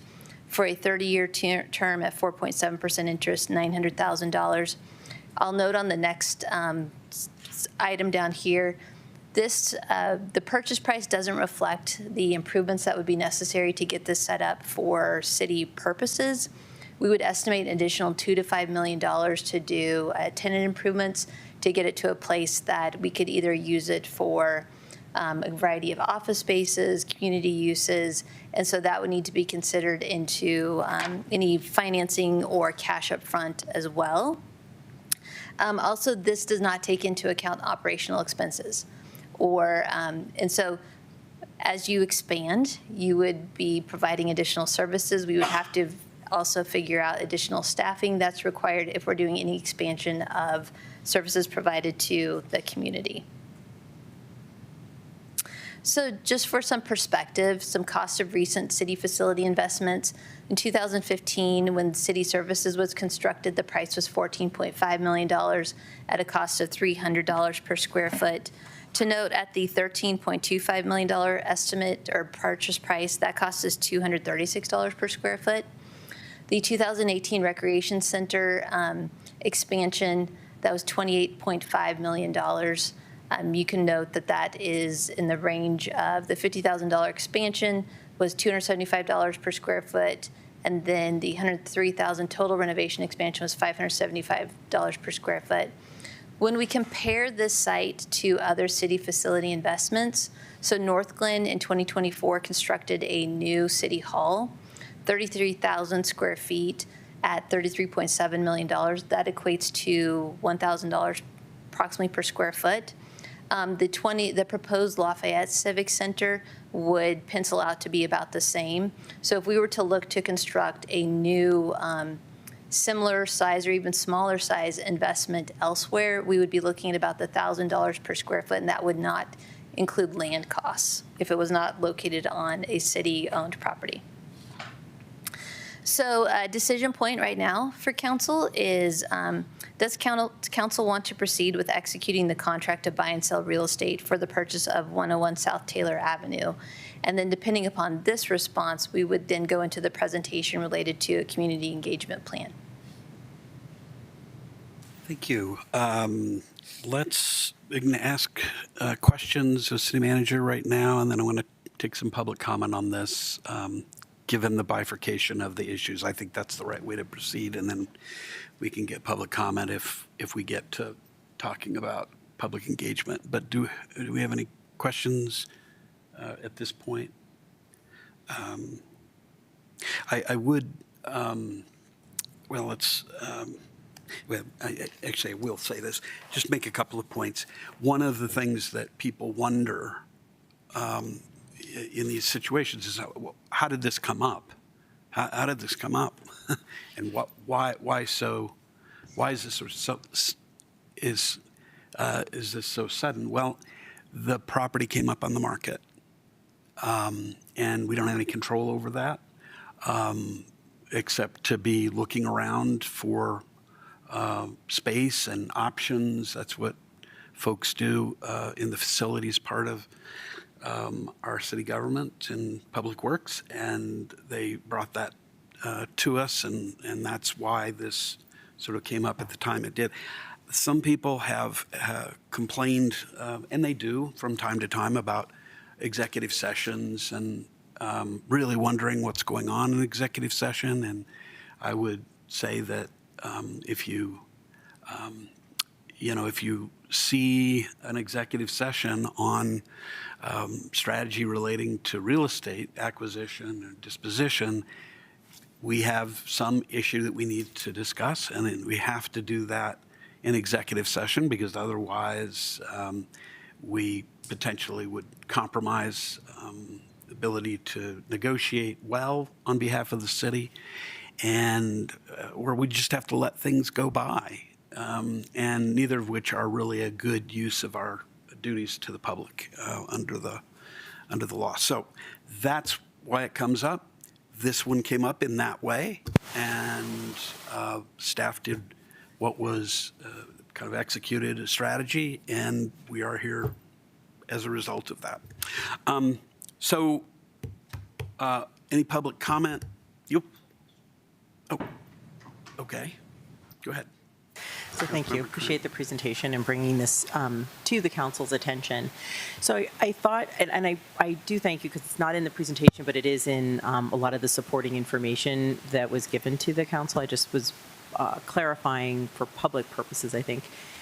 With this price point and with this loan and the repayment being at roughly $1 million a year, has the analysis from our financial department been that this would be an affordable thing for the city to do without needing to approach the taxpayers for like a bond measure that would impact their property taxes? Right, so through the certificates of participation process, that's one of the reasons why it's not going before, it would not go before the voters. With the annual appropriation payment, that sets it apart. In terms of how it could be financed, there's a variety of ways in which this facility could be financed, ultimately depending upon how it's used. So for instance, capital funds would be one way. There's a trade-off with that. So if we use capital funds to purchase this, then there's another project that we're not doing. Depending upon what services could be housed, there could be some enterprise funds that help offset the costs. I think another potential is with the ability to expand and serve new development, and this would be a space that would provide that opportunity as we do the impact fee assessment. One of the things that we could consider is an impact fee associated with city facilities, in which we could evaluate charging that impact fee to also help pay that annual appropriation payment. And one other thing I want to reflect upon and just address head on, being here for about 11 months and working with this council for that time period, council has made some decisions on some recent purchases. And my understanding is this is a little bit abnormal for Louisville. So we have 1016 Main Street that was purchased with historic preservation funds. We have 101 West Cherry that was purchased with general funds. And then we have 1155 Pine Street that was purchased with general funds. 1016 Main Street is currently on the market. It was listed this last weekend, and the intent is to sell that and recuperate what we can to put back into the Historic Preservation Fund. 101 West Cherry, we are currently working on a sales agreement to sell that to recoup our funds, in which case we would also have the benefit of having a portion of the north property dedicated to the city. So it's a win for the city in terms of the ability to expand that open space. And then 1155 Pine Street, that is coming out of the general fund because it was not deemed by the Historic Preservation Commission to be, necessarily a historic landmark. And so that one, we will not be recouping funds from that. But as a resident and then also as an employee, I could see people questioning, what is council doing? You're considering another large purchase. If it wasn't for the unique nature of this property and the price point and the potential of what it provides, we would not be before council. But the ability to look ahead and focus strategically on what does this city need long term, this provides that opportunity. And if we were to try to construct something, like I said earlier, of even lesser size somewhere else, the cost is going to be much greater than that. And this provides the opportunity for council and the community to vision. What can this be? How can it serve the community? And this is why we're bringing it before council now. Thank you very much for that level of clarification for me and for the community. Appreciate it.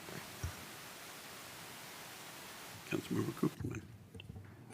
Just one little question about the contract terms related to the backup offers. So if we, in that 15-day window, if we commit our earnest money, does that hold the contract for us?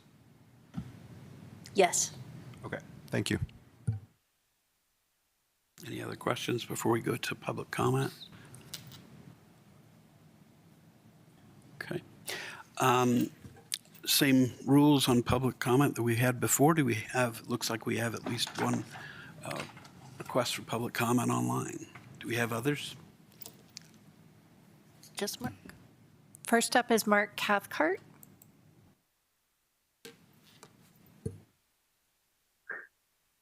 Good evening, Mayor, City Council, City Manager. I'm Mark Cathcart. I live in Louisville. Thank you for hearing me tonight, and thank you to the clerk for pointing out my erroneous question earlier. Usually when I appear before the council, I like to have a formed opinion. I'm at a loss, really, to know what to say about this. My wife owns a sports-related business, and, for related reasons, I've been in that building while it was Pearl Izumi, and again when it was Specialized. It's an odd building and has been called part of the cycling industry's most cursed office park. Per the city manager's remarks, its space can't be fully utilized without significant additional investment. A large part of the building is just warehouse space. Warehouse space for $13 million? Using it as a community space as well, I also have some problems with, although I would be delighted to see Louisville have a community arts center. Effectively, which is another bone I could pick with people, is there is no public transport up there. There's no transit to the Colorado Tech Center at all. So if you make it a major hub for city events and stuff, you're asking people to drive. Sure, some people will go on e-bikes, a few of us might even walk, but, more driving. So I'm kind of a little confused about this. I'm sorry I don't have structured remarks. It seems to me like a fishing trip. If I was still in business, this would have been a fishing trip. I would ask, what else could you do with $13 million? Affordable housing? 13 million to revitalise and subsidise leases on properties on Main Street. 13 million for the former Chase Bank building, with plans to use it as a trailer park and permanent market space and outdoor space. I have no idea what else we could do. I do know that there are other buildings, because I looked while you were meeting tonight, available in Louisville at less than that price. It is an exotic building stuck in basically nowhere from most of the Louisville residents, apart from those that work in the tech center. So I would have liked to have seen a worked financial case for this. I understand the city's out of space in a lot of its offices. I would have liked to have seen a worked financial case, understand what that was, and then be able to make a financial decision rather than an emotional one. My guess is asking the community about this in the current environment probably won't go so well. Thank you.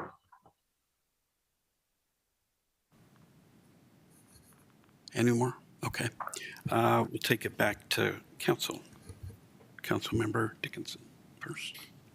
Thanks. Yeah, I think it's you were kind of alluding to the awkwardness of, like, this is on the agenda and we haven't had a chance to talk about it, but it's the nature of the purchasing of property like this. So I really appreciate staff's ability to get a pretty lenient contract right now, that we have some time to have a public conversation about the right uses or potential uses or options and alternatives and all those things. But I think it's really important. I've been on council for 6 years, and our facilities have been a topic of conversation through multiple city managers of, well, what are we going to do?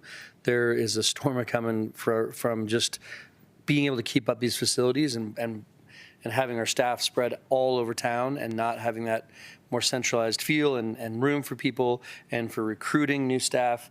You get a new staff member, then you say, you can sit in that chair over there. We don't really have a space for you. And that hurts recruiting, that hurts retention, right? So we need a solution in the next 10 years. That has been really clear to me the entire time I've been on council, is we need a solution. And we're not really talking about it because it's not a high priority for our work plan, but we need a solution. And that solution is going to be really expensive. And it's the kind of thing we probably will have to go bond for $30, $40, $50 million to really truly solve it. But we're not talking about it. So residents aren't hearing about it. It's not a big conversation. We're not talking about a pending $30, $40 million project. But if we are, and you give us an alternative of 13 million, it's like, whoa, that's kind of amazing. So that's the experience I had as a council person in an executive session. Kind of, that was the process I went through, and I hope it's a process some of our residents can go through. Is this isn't just willy-nilly out of nowhere, do we want this $13 million building? There are other alternatives that are way more expensive and problematic. And this one is not perfect, and we don't know exactly what we should do with it, but that's what's beautiful about this moment, is we haven't actually decided if we're gonna do it, and we haven't decided how we're going to do it or how it's going to be used. There are lots of ideas, and I love all those ideas coming out. I have some, we have some, staff has some, residents have some. It's really exciting to think about all the different potential uses for this building and what the pros and cons are of that. And I think Mr. Cathcart was right that it is disconnected from the center of our town. You can walk there, you can bike there safely, certainly you can drive there. You can get there, but it is not on Main Street. So what that means for our staff, what that means for our public, depending on how we use the building, is a big, important conversation. So I'll end my comments there, but I am really excited to hear about how we might engage. But that is the direction I would like to go. I would like to pursue this and then pursue public engagement. Other comments? Yes, Councilmember Hamilton. In the interest of time, I'll be brief and just say that I agree with Councilmember Dickinson's comments. I would be agreeable to proceeding with executing the contract, and with that, hearing how Grace et al. Are proposing community engagement. Councilmember Kern. Thank you. Yeah, I appreciate the clarity that Councilmember Dickinson was just making in helping people understand some of the things that we've heard and some of the behind the scenes conversations, although it's not on the work plan and it wasn't, the super high priority. We've been hearing for years about a need. And I think even like previous councils going back, 8-10 years have been hearing about this. And as we continue to grow, I'd like to remind people we did expand the city and our population with North End and with Steel Ranch, and we've brought lots of additional services to the community with that. In 2015, we built a new, what is it? It's not Public Works building. What is it called technically? What do you guys call it? City Services. Thank you. City Services. And we do have a lot of people who work there and are out in that location, and that is actually in the tech center on Dillon Road, like right before you cross through the light, and now you're in Lafayette. So it's separate. So this, in a way, actually connects. We do have restaurants in the tech center that I think a lot of community members enjoy and can find a way to get to, whether that's biking or walking or driving. And I would agree. I think this was one of the first thoughts I had about it being up off of Empire is there is no public transportation. That doesn't mean that has to be the case forever. There might be opportunities for microtransit or working with RTD and having larger capacity out there for services for the community might lead to some public transportation, which might be nice for the entire tech center. So I think given all of that, I think the price point at roughly $235 a square foot or so, $236. I wish I could build a house for that, a private residence for that. Private residential costs are about double that for first floor.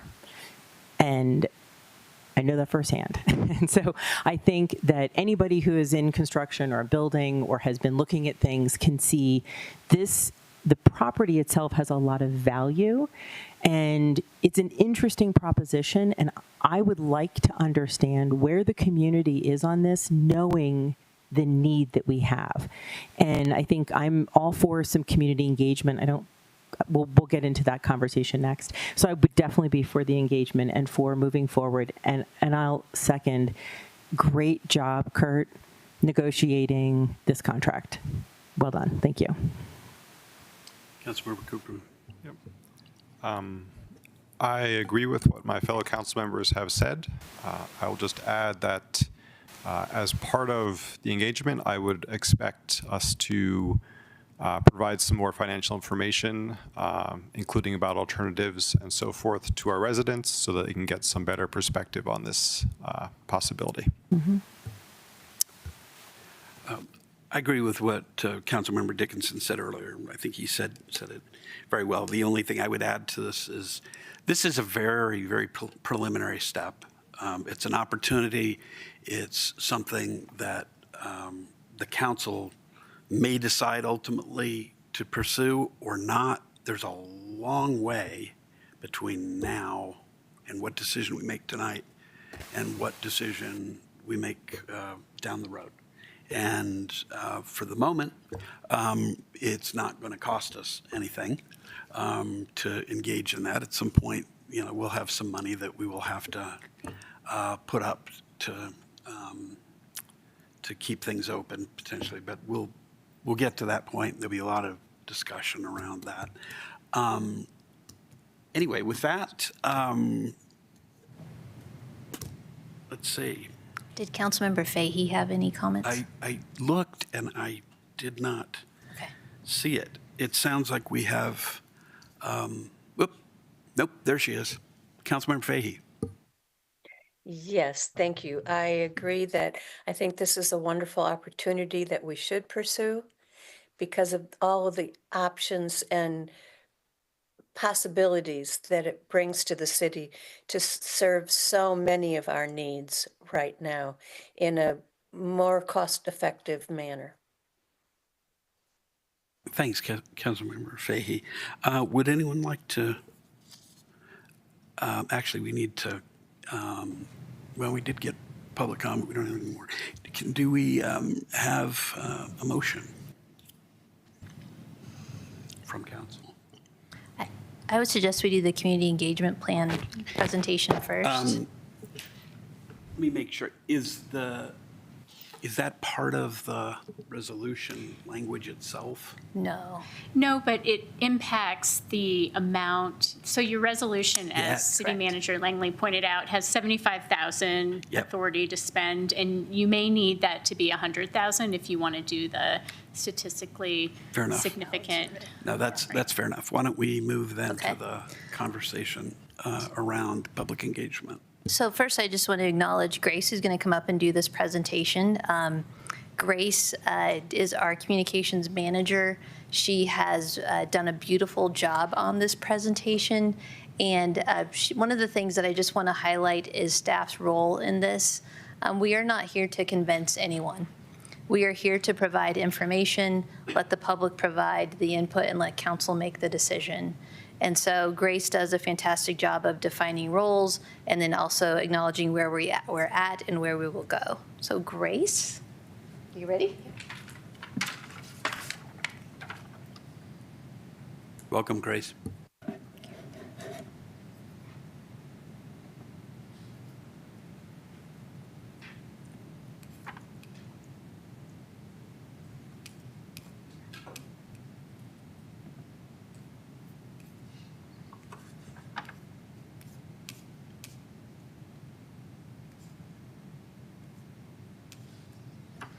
One moment, please.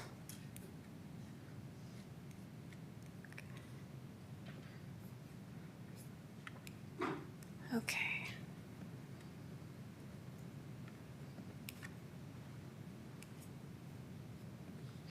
Jenny, how do I share my screen?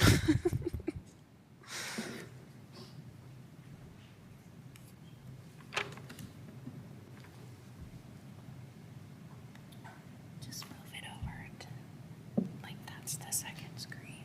Oh. There you go. Oh. Uh-oh. Oops. Sorry, I haven't presented with this new AV in here.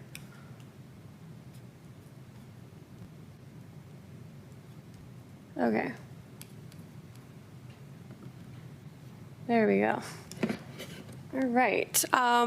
Good evening, Mayor and Council. I'm Grace Johnson. I'm your communications manager. Also over here is Derek Cosson. He's our senior communications specialist. First of all, just want to say thank you for thinking about this and making this a priority. I think this will result in a sustainable decision at the end of this due diligence period. So I'm excited to kind of walk through what we put together for the community engagement plan. Two things before we just jump through this.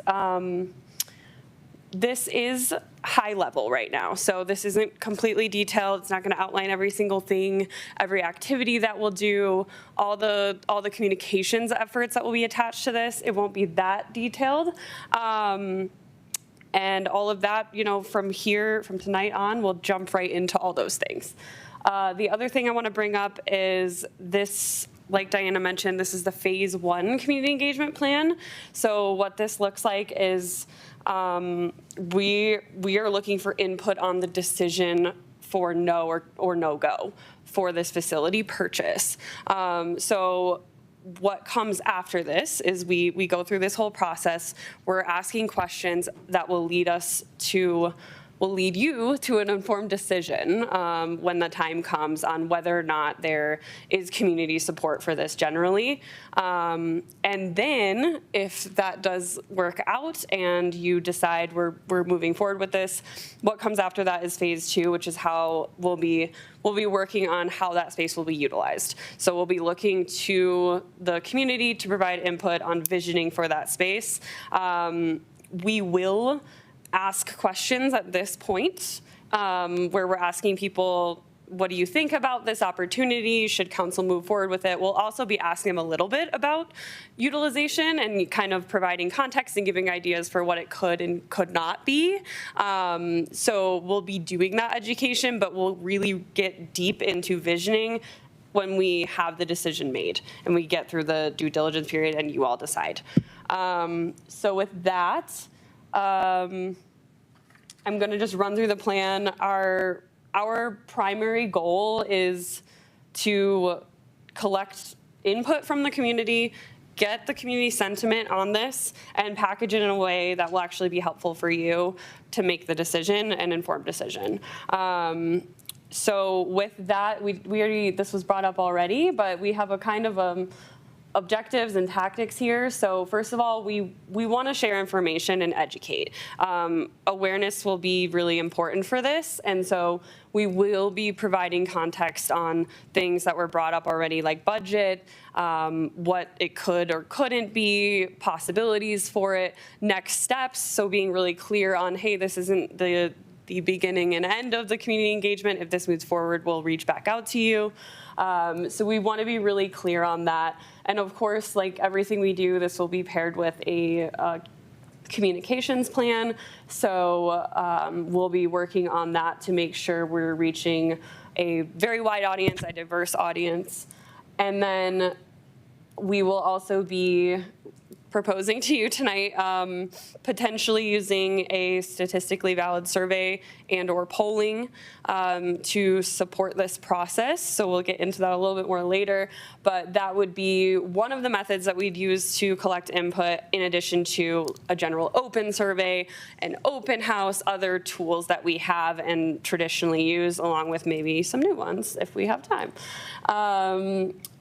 The other thing is we will keep people updated. So like I talked about earlier, we're going to provide context for trade-offs, and then we will also follow up with people. So I will get into that too, but we'll make sure that we're bringing people along through the process, that they understand what happens next.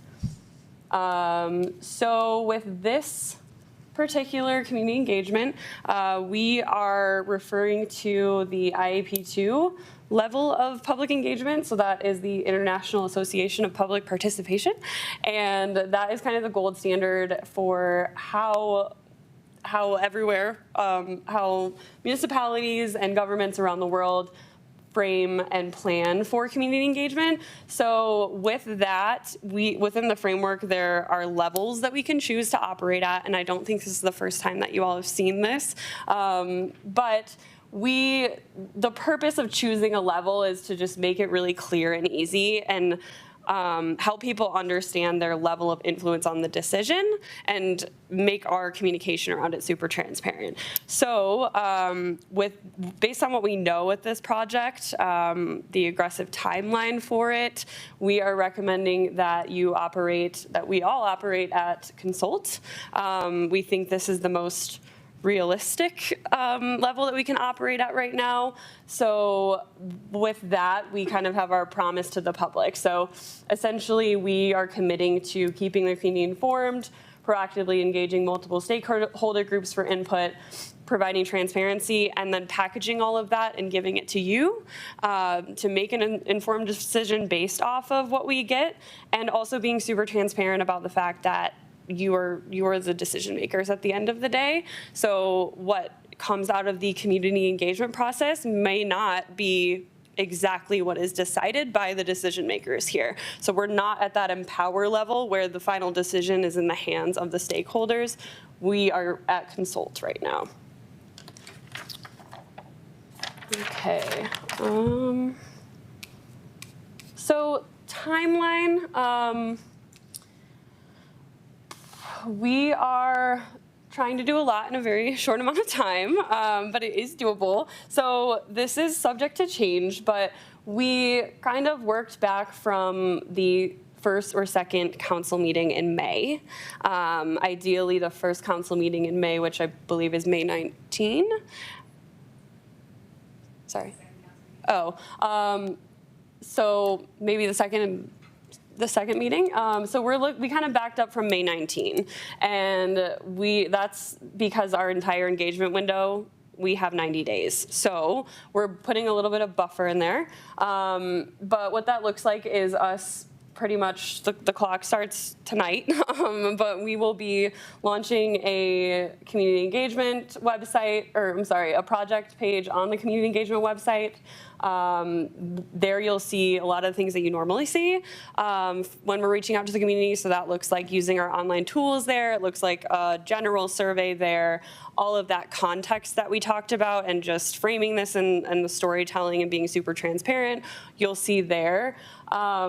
What that also looks like for this one is that there's a lot of background information on this, and it's overwhelming. So what we think would be most effective is actually building in the context into the survey and engagement opportunities where normally that may look like a project page with a bunch of background information and please read all this information and then take the survey, and most people just jump right to the survey. So we've talked about building in the context to the survey questions in smaller chunks so that people actually read them. So that is kind of one tactic that we'll take.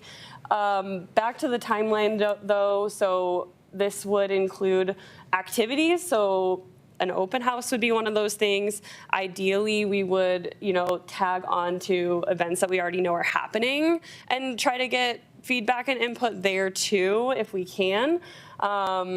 If we decide to move forward with a statistically valid survey or polling, we really think a month may be aggressive there, but we do need at least a month just for that piece.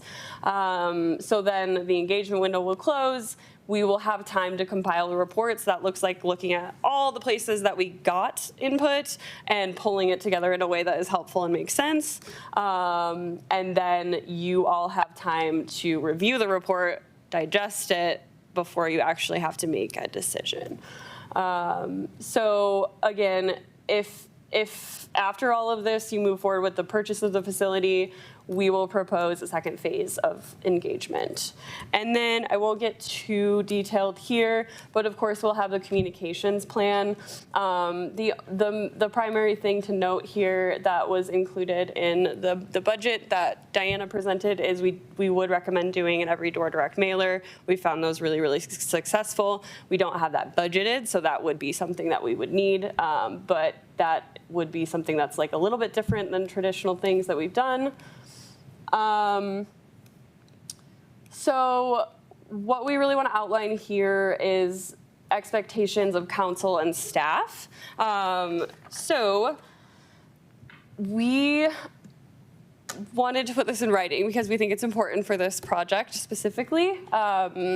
So what we expect of, what the community can expect of you is that you will consider the community engagement report in addition to all the normal channels that you get feedback. So that's your council emails, talking to people, that you will consider both of those things and all of those things. And that they should understand that the final outcome may not directly reflect the results of the report. And this is just a transparency piece. These two things don't always align. So it's important that the residents, the community knows that you are the decision makers at the end of the day. For staff, we will strive to get feedback from a demographically representative group of the community and go above and beyond our normal items that we do to do that. And then, like I said, we want to remain neutral and just share the facts about all these things. So all that context and storytelling that we're doing, we're really just keeping it factual. And we talked about this a little bit, but closing the loop. So we want to make sure that people don't feel like they engaged in this and then never heard anything about it. Like, let's say that, you decide not to move forward with this. We want to communicate that back to the community. We want them to know how their input influenced your decision. So that is another commitment that we're making as part of this plan, is that we will keep people updated, and we will provide a way to keep them updated and stay consistent on that. So if they're signing up for emails on this specific project on Engage Louisville, we will send those emails as updates throughout the duration of the project. So this is the question for council. I will take questions after this, but this is kind of our ask for tonight. We have recommended either doing a statistically valid survey or community polling, just based on what I know of this council. I think the preference would probably be a statistically valid survey. So our plan would be to pursue that. This is a tight turnaround for something like this. So if you think about that, like our community survey is a statistically valid survey, as was the one for the PROS long range plan. And they usually don't take a month. They usually take 2 to 3, depending on the vendor. So we are looking at this and pursuing it. Community polling would be sort of a backup option for this. So either will be good, and I think will satisfy what you're looking for, but we will be pursuing the statistically valid survey first and foremost. And I think that is all I have, so I will take questions. Yep, go ahead. I have a question too. I was curious, you mentioned the cost of doing a door-to-door direct mailer was not included in this. What do you think how it is or is not? It is. Oh, I thought you said it is not. It's not included in our normal budget, so it's included in that number. Okay, thank you. This is a question that may be more for the city manager. And I appreciate your presentation and the question. I think part of the issue that I would anticipate the community is going to be concerned about is it is one thing to decide whether to enter into agreement, but I would imagine that the community might expect that there's a whole plan for how to use this building at the end of this community engagement. And I think it's very important at the outset that we get our arms around what the scope of the community engagement is going to be on. I mean, we can certainly, for example, we could talk about what the alternatives are to, for certain purposes. We can, an alternative is to scrape this building and build another one, or to add on to this building. I mean, there's a lot of different options for meeting the needs that might be met by a new building.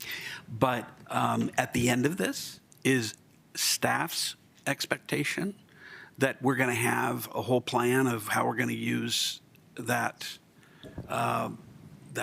building so that council can decide whether to proceed with this contract or not. Yeah, I actually think Grace could answer this question. With this phase 1, it's really just to get public sentiment towards the purchase. As Grace noted, it is not the intent to have a finished, this is what we're going to do with this building. If council decides to proceed with the purchase, we would then move into phase 2 of the engagement plan to help through a visioning process to understand how the building could be utilized. That would require a very extensive amount of study and evaluation, because then we need to look at operational impacts, costs to make modifications for whatever's proposed. We also need input in terms of what's in the realm of possibility. And so at the end of this particular engagement piece, it would be to, as Grace noted, the questions would need to lead with information that helps prep the person to be able to respond to the question, and then take those responses and present them to council so that you have an understanding of if the public's interested in purchasing this, to explore what the options could be, or if it's just a hard no and there's zero desire to purchase this building. I know this is very awkward because everybody wants a nice, neat package of this is what we're going to get and this is how it's going to be used. Based upon the time frame that we have, we don't have that ability to do so. And so for us, it's a matter of providing the context, providing the information related to, the financial information, what is the opportunity cost here, and then be able to understand, what does the public, do they think that this is a good investment Or is this something that we should pass on? And then to Councilmember Dickinson's point, then that just brings up conversations in the future about what do we do related to city's operational needs, not just for city offices, but in general. I'm going to just one follow-up to you, Grace, which is, would you anticipate that the survey is going to ask people at all about the kinds of uses they would like to see? We've just shy away from that. I don't think we would completely, because I think it's kind of, it's hard to ignore, right? So I think we would ask that at a high level at this point. But I think what phase two, it would just be more visioning and more detailed questions and more discussion about trade-offs and all of those things. But yeah. Okay, thank you. Councilmember Dickinson, Councilmember Kern, and then whoever else. Yeah, so I'll start at the end. My preference would be that we do polling instead of a statistically valid survey, and I'll explain why. But yeah, I am concerned about the crunch of time because I think it is important that we do, as you have planned out here, a lot of engagement, open house, all these things to help people really understand the thing that it is they have an opinion about, as opposed to starting with a survey, which you're not proposing to do. But I think because there's a lot of lead time or a lot of time to get people reasonably informed before you put the survey out, I think it's kind of a recipe for disaster to try to promise a statistically valid survey and then potentially fail at that.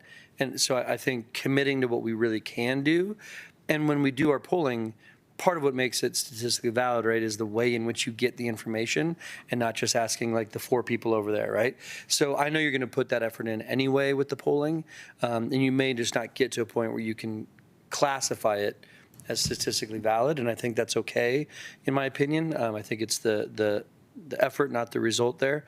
And yeah, I mean, because that basically that's my biggest concern is that people just get, a question that's like, do you want to buy a $13,000? We're like, whoa, no. So this, or 13 million, yeah, 13,000. They might have a bigger answer, yeah. Get in the weeds. But yeah, so I think this next month or two is going to be a really important part of that.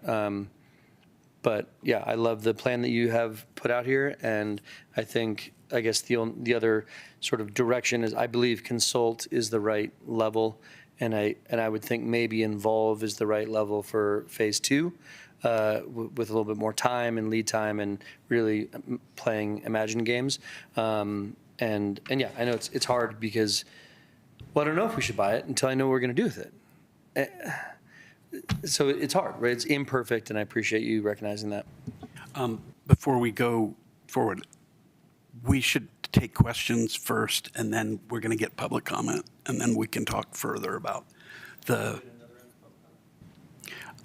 This is a second piece, and I think it would be useful to get some public comment on what we're suggesting. Yeah, go ahead. Any other questions, council member? All right, why don't we get some public comment, if we have any to give? Is there anybody raising their hand for public comment? Looks like we have. First up is Mark Cathcart.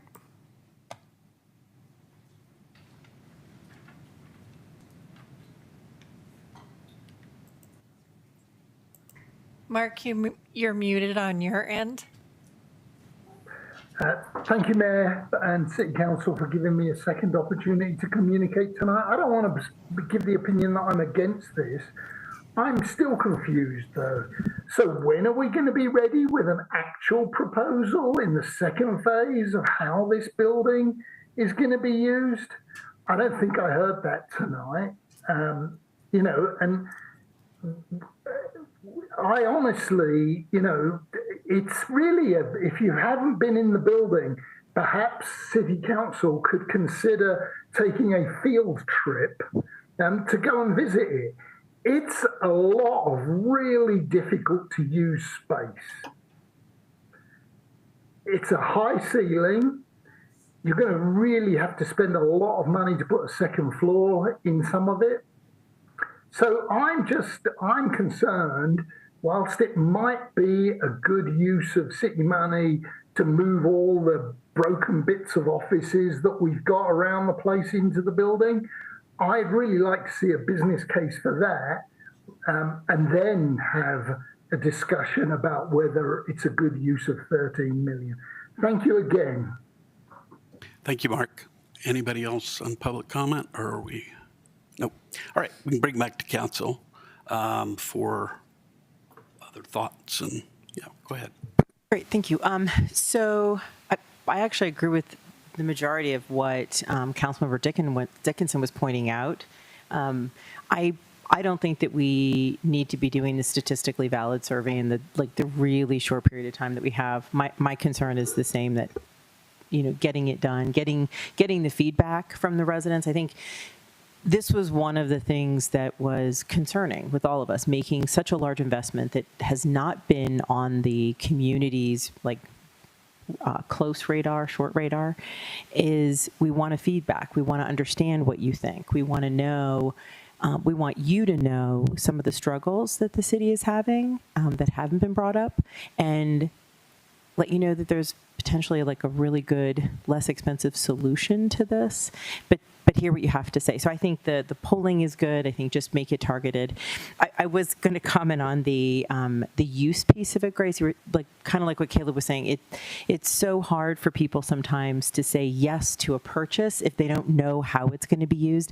And I was thinking, if in the survey, if somebody was asked if you were able to be part of the decision-making process on how we use your favorite uses, whether that's community center, what have you, because somebody might love the idea that we put the biggest library in the state of Colorado in that space.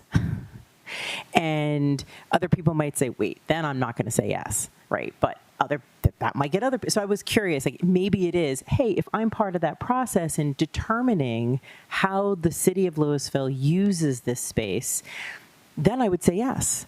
But if somebody else gets to pick and it's something I don't want to use it for, then it's going to be a no. So that's why I'm saying I think that the point that Caleb made is right. And that was my only thing in the engagement piece of allowing people to kind of have something to say. I do also think it was very clever that in the process of polling, the information, people have to go through it in order to be able to respond. The questions are kind of embedded in sections, maybe, is what I'm picturing. Okay. I think, you've done such a good job with everything I've seen you touch in the last year or so that I'm trusting that this will be just as good. So thank you. Other thoughts? Yes. Councilmember Cooperman. Coming into this discussion, I was concerned about doing a survey or polling without people being well informed. So I was glad to hear about this idea of embedding the information in the poll or the survey itself. One little question is sort of, would that, I would imagine that would make it take longer to put together a poll or a survey. And so do you think that aspect of it will impact, whether we choose to do polling or a survey? I actually don't think so, because it's information that we'd have to put together anyway. So the format is different, but where we're putting it, it doesn't matter. So I don't think so. Okay, thank you.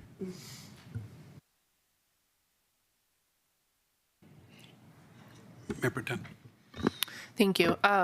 First, I'd be remiss if I didn't thank Grace and Derek for their work on this. Just in general, I think you two are the dream team, and our communications has greatly improved since you've joined the team. So thank you so much for that. You don't come here often, so I need to take this opportunity to applaud you from the dais. And this is a great example of a beautiful engagement plan that helps us all in line, in a way that we discussed at our retreat the other month, to make sure that, council is clear on what direction they want, and then you can take that and create action from it. So, based on what we have here in front of us, I agree with Councilmember Dickinson and his nice summary of what we have here. I will say, I was, as far as statistically valid versus polling, I was kind of on the fence about it before walking in here. there's pros and cons to both. You know, there's, in the statistically valid survey part, there's the con of like, it's a quick turnaround. And then are people leaning into that, oh, it's statistically valid, when really it's not like how we usually conduct those things, right? So I'm leaning more towards, even though I'm always like data, statistics, I feel like for this particular purpose, based on, you know, some of the feedback I heard over on this side of the dais concerns, I could be comfortable with a community polling for phase one. And then as Councilmember Dickinson mentioned, phase two will look different in how we engage the community. But I think that'll be enough to inform me to help make the decision at the end of phase one. That's it. All right. Looks like we don't have any comment from Deb Fahey yet, unless she wants to make one. I'm just giving her an opportunity. I agree with what Councilmember Dickinson and Mayor Pro Tem said. I thought maybe a statistically valid survey would be better. And I otherwise like the outline of the engagement. Let me ask you a question that hasn't come up before I finish my comment, which is, when does phase two happen? After we've entered into the agreement? Okay. Because in many ways, I think that's the time when it's better to have a statistically significant survey, because I think then you can, you can really run different alternatives against one another, and you get, not just sort of like, gee, would we want this? Do you want that? But more kind of comparing different possibilities and asking people what their priorities might be.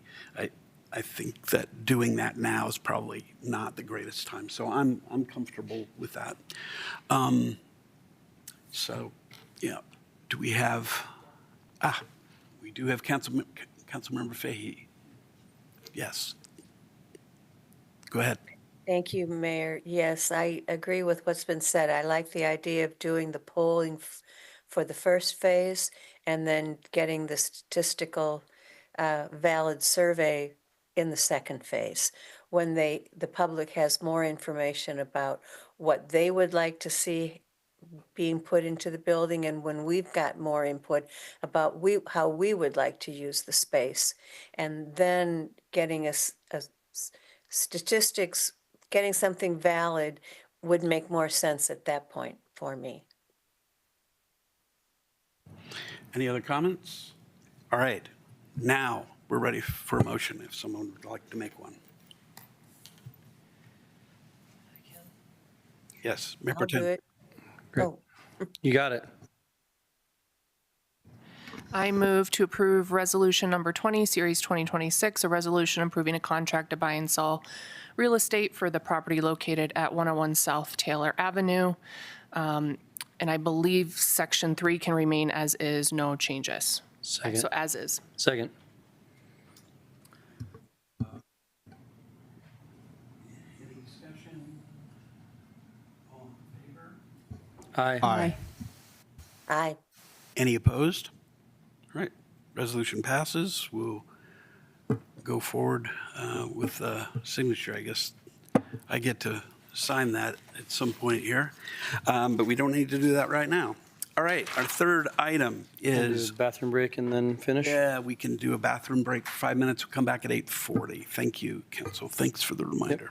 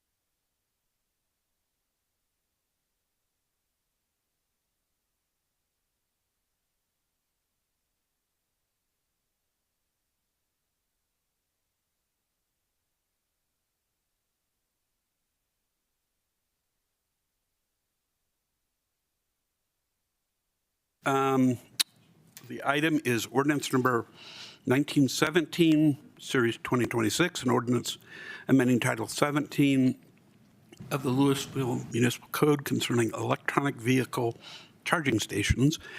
It's on for second reading and a public hearing. First, council members have any disclosures to make? Okay. We have a staff presentation, and I will Yes, I am do Mr. trying to get this working here.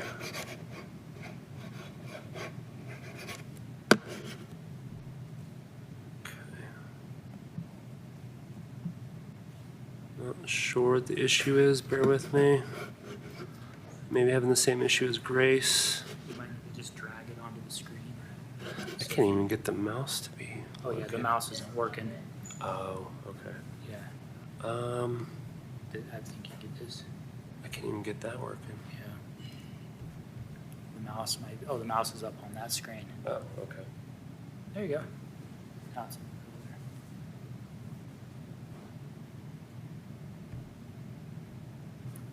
there. Okay, thanks. Sorry about that. So Jeff Hurt with Community Development. So I'm here to present what's a fairly targeted zoning code amendment to address EV charging facilities, driven specifically by state law compliance, but also to align with our sustainability policies. So the amendment is targeted. It's based on an audit of our code as it relates to the state law on the areas that we could provide more flexibility. So specifically, it does a few things. One, it addresses EV charging facilities as a primary land use, which is something that our code is deficient on currently versus an accessory use. And it does establish an administrative approval process for EV charging facilities. That's part of the bill compliance as well. Important to clarify, this doesn't change any of our existing EV charging requirements in terms of the number and type that are allowed. That's primarily as it relates to having it as an accessory use. This is about more as a primary use. So there's a state law, as mentioned, that requires our compliance as a city. A couple different examples of different EV charging facilities. Most of us are familiar with them when they're an accessory use, like accessory to a gas station or a repurposed area of a parking lot, something like that. This amendment in part addresses when they're more of a primary use, which is an emerging trend in some of the images on the right, where it's more substantial and closer to a gas station in size and scale. So the city has 3 compliance options under the state law. First is to just fully adopt the model state EV charging code. The second, which is the staff's preferred route, is to customize our code to address the state law, which is basically the premise is to provide more flexibility for EV charging facilities, and that's what we've done. The third would be to officially opt out as a city via resolution of any sort of compliance. So our current EV charging regulations, again, the EV charging spaces are required with new development. So the type and the location is all specified in the current code. That is not slated to change as part of this. But there are very limited regulations addressing EV charging when it's more of a primary land use. The specific issue with the current code as it relates to the use is that if EV charging is a primary land use, meaning more substantial, the larger ones, the code treats it as a gas station, and gas stations are effectively outlawed in the city. And so some of the key elements of the proposal are first to allow EV charging facilities as a primary use by right in our non-residential zone districts. The second is to allow administrative approval of EV charging facilities, and I'll unpack that a bit on the next slide. And again, no changes to any of the design or development standards, the number that are required in current code.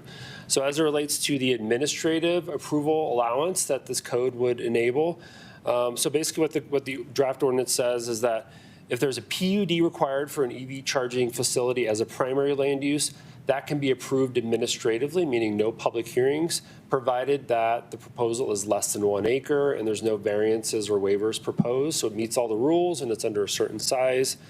The second piece of flexibility we found in our code to enable is if a PUD amendment is required when you put an accessory EV charging facility, sometimes that would trigger a PUD amendment. That sometimes could be a public hearing level. This code would basically negate that and say if you're doing EV charging as an accessory use, that is automatically an administrative approval. It is important to note that there is explicit language that enables the community development director to call it up to a public hearing if there are major impacts, and there's some language around that. Some of the impacts are, we see positive impacts certainly, potentially with easier and better EV charging access for the community. In terms of any negative impacts, when you compare it to like a gas station, for example, we definitely see lesser impacts in terms of things like noise, odor, traffic, potential for spillages, things like that, hazard risks. And the proposal is certainly consistent with many of our sustainability policies as well. So staff does recommend approval of ordinance 1917 and happy to answer any questions. All right, any council questions? Yes, Councilmember Kern, and then Mayor Pro Tem. Great, thank you. Appreciate putting all this together for us since we had to. But it sounds like there's a lot of really good, like, additional clarifying points that you guys found, so I appreciate that. I had two questions. I noticed in here it says something about the parking standards, and if there's an EV charging, this can be a change, an EV charging space counts toward required off-street parking. So if that's the case, like, so that would be if there's, like, kind of what happened with the Birdie Bar, right, where they redid and they added, I think they even added a space in street parking when they put their plans together.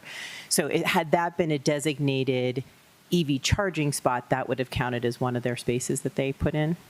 I believe in that case, yes. The intent is to clarify, I think, what we would probably do as a current practice anyway, but just to explicitly state that space counts toward more flexibility.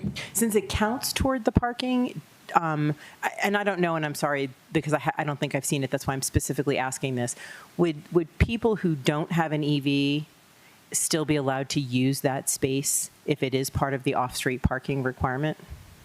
So it's not restricted to only somebody who's actually using the charger in that spot? So one thing I would add is these like primary use EV charging areas aren't being used for parking. They're only being used for EV, so it's the accessory use. So typically those are signed for EV use only. Within our commercial code, I would say that we typically have excess parking spaces. So we don't see it particularly as an issue based on the ratios that we have. So I don't know if that answers your question. So it was just that it was under, like, it was not in the, it was in the packet, not the presentation, where I thought I read that the amendment clarifies the EV charging spaces count toward required off-street parking when provided as an accessory use, like you said. And that's why I was curious to make sure that if we don't have excess parking and it's meeting at the absolute minimum of the parking mandate, that we allow for that parking space to be used for something other than somebody charging. I guess I would say, to be fair, I don't know that our ordinance specifies whether it could be used for public or private parking that I'm aware of. I could look into that further, but I don't believe we mandate one way or another. Okay. And the only question mark that I had was you were mentioning the impacts, and I agree, obviously, like the reduced noise, not the concern of spillage of gasoline and things, but the less traffic, is it just because there are theoretically fewer people who come into a charging station than a gas station? Yeah, that's a good question. I think in part it was the duration of the visit, basically. So when you think about the turnover and the constant, it takes you a couple minutes to fill up a tank of gas, it might take you much longer to charge your vehicle. Oh, okay. So, okay. Because that was going to be the only thing that I was going to say. I like the fact that for the accessory uses that it will be administrative. I think that makes a lot of sense to not trigger, multiple hearings. I just thought if it was something in an area that didn't have a lot of traffic, like, it was, I don't know, a business that was located in more of a residential area, that might come up for further investigation. So appreciate it. Thanks. Mayor Pro Tem. Yeah, thank you, Mr. Mayor. Two questions. The first one is regarding your second slide and the first bullet point that talks about EV charging as a primary land use in non-residential districts. Can you help me to understand, like, what exactly does that mean? What about mixed use residential? Or help me frame that to understand what it means. Yeah, so again, in the current code, there's just an outright sort of prohibition on EV charging facility, because it says it's a gas station and therefore it's capped. So this basically there's a table of all the allowed uses by zone district. This adds a line item that says EV charging facility is permitted in all of these zones, which includes mixed-use residential. Yeah. Okay, thank you. And then second, I want to make sure I'm understanding some content in the packet correctly. Planning Commission reviewed this, correct? And they approved staff's recommendation. Is that correct? Yes, sorry, I should have clarified that, yes. Okay, perfect. Thank you. That's all. Any more questions, or do we go? This is an ordinance, and we have 2 rounds of public comment. So the first round is now. Do we have anybody who would like to make a public comment about this ordinance? Does not look like we have any. All right, back to council. Any other questions or comments? We'll go back to public comment, then we can have a discussion. Okay, no questions, so we'll take a second round of public comment if there's anybody who'd like to speak. All right, seeing none. I'm going to, we've had some discussion or some questions. Would anybody like to make a motion, or are there other comments to be shared? Yes, council member. I'd be happy to move that we pass Ordinance 1917, Series 2026, an ordinance amending Title 17 of the Louisville Municipal Code concerning electric vehicle charging stations. Second. Any discussion? Okay, we'll need a roll call vote on this. Mayor Pro Tem Hamilton? Yes. Councilmember Dickinson? Yes. Councilmember Cooperman? Yes. Councilmember Fahey? Yes. Councilmember Kern? Yes. Mayor Lay? Yes. Okay. Thank you very much to staff for presenting all of that and to council. Next up is city attorney's report. I have none this evening. Thank you. Okay. Upcoming agenda items and identification of future agenda items. Do we have any of those by council tonight? All right. Then I think it's time for a motion to adjourn. So moved. Second. Favor? Aye. Any opposed? Right. Thank you very much. Good evening. I'm sorry, I can't read the last name. Hi, I'm Sally Baker, and I live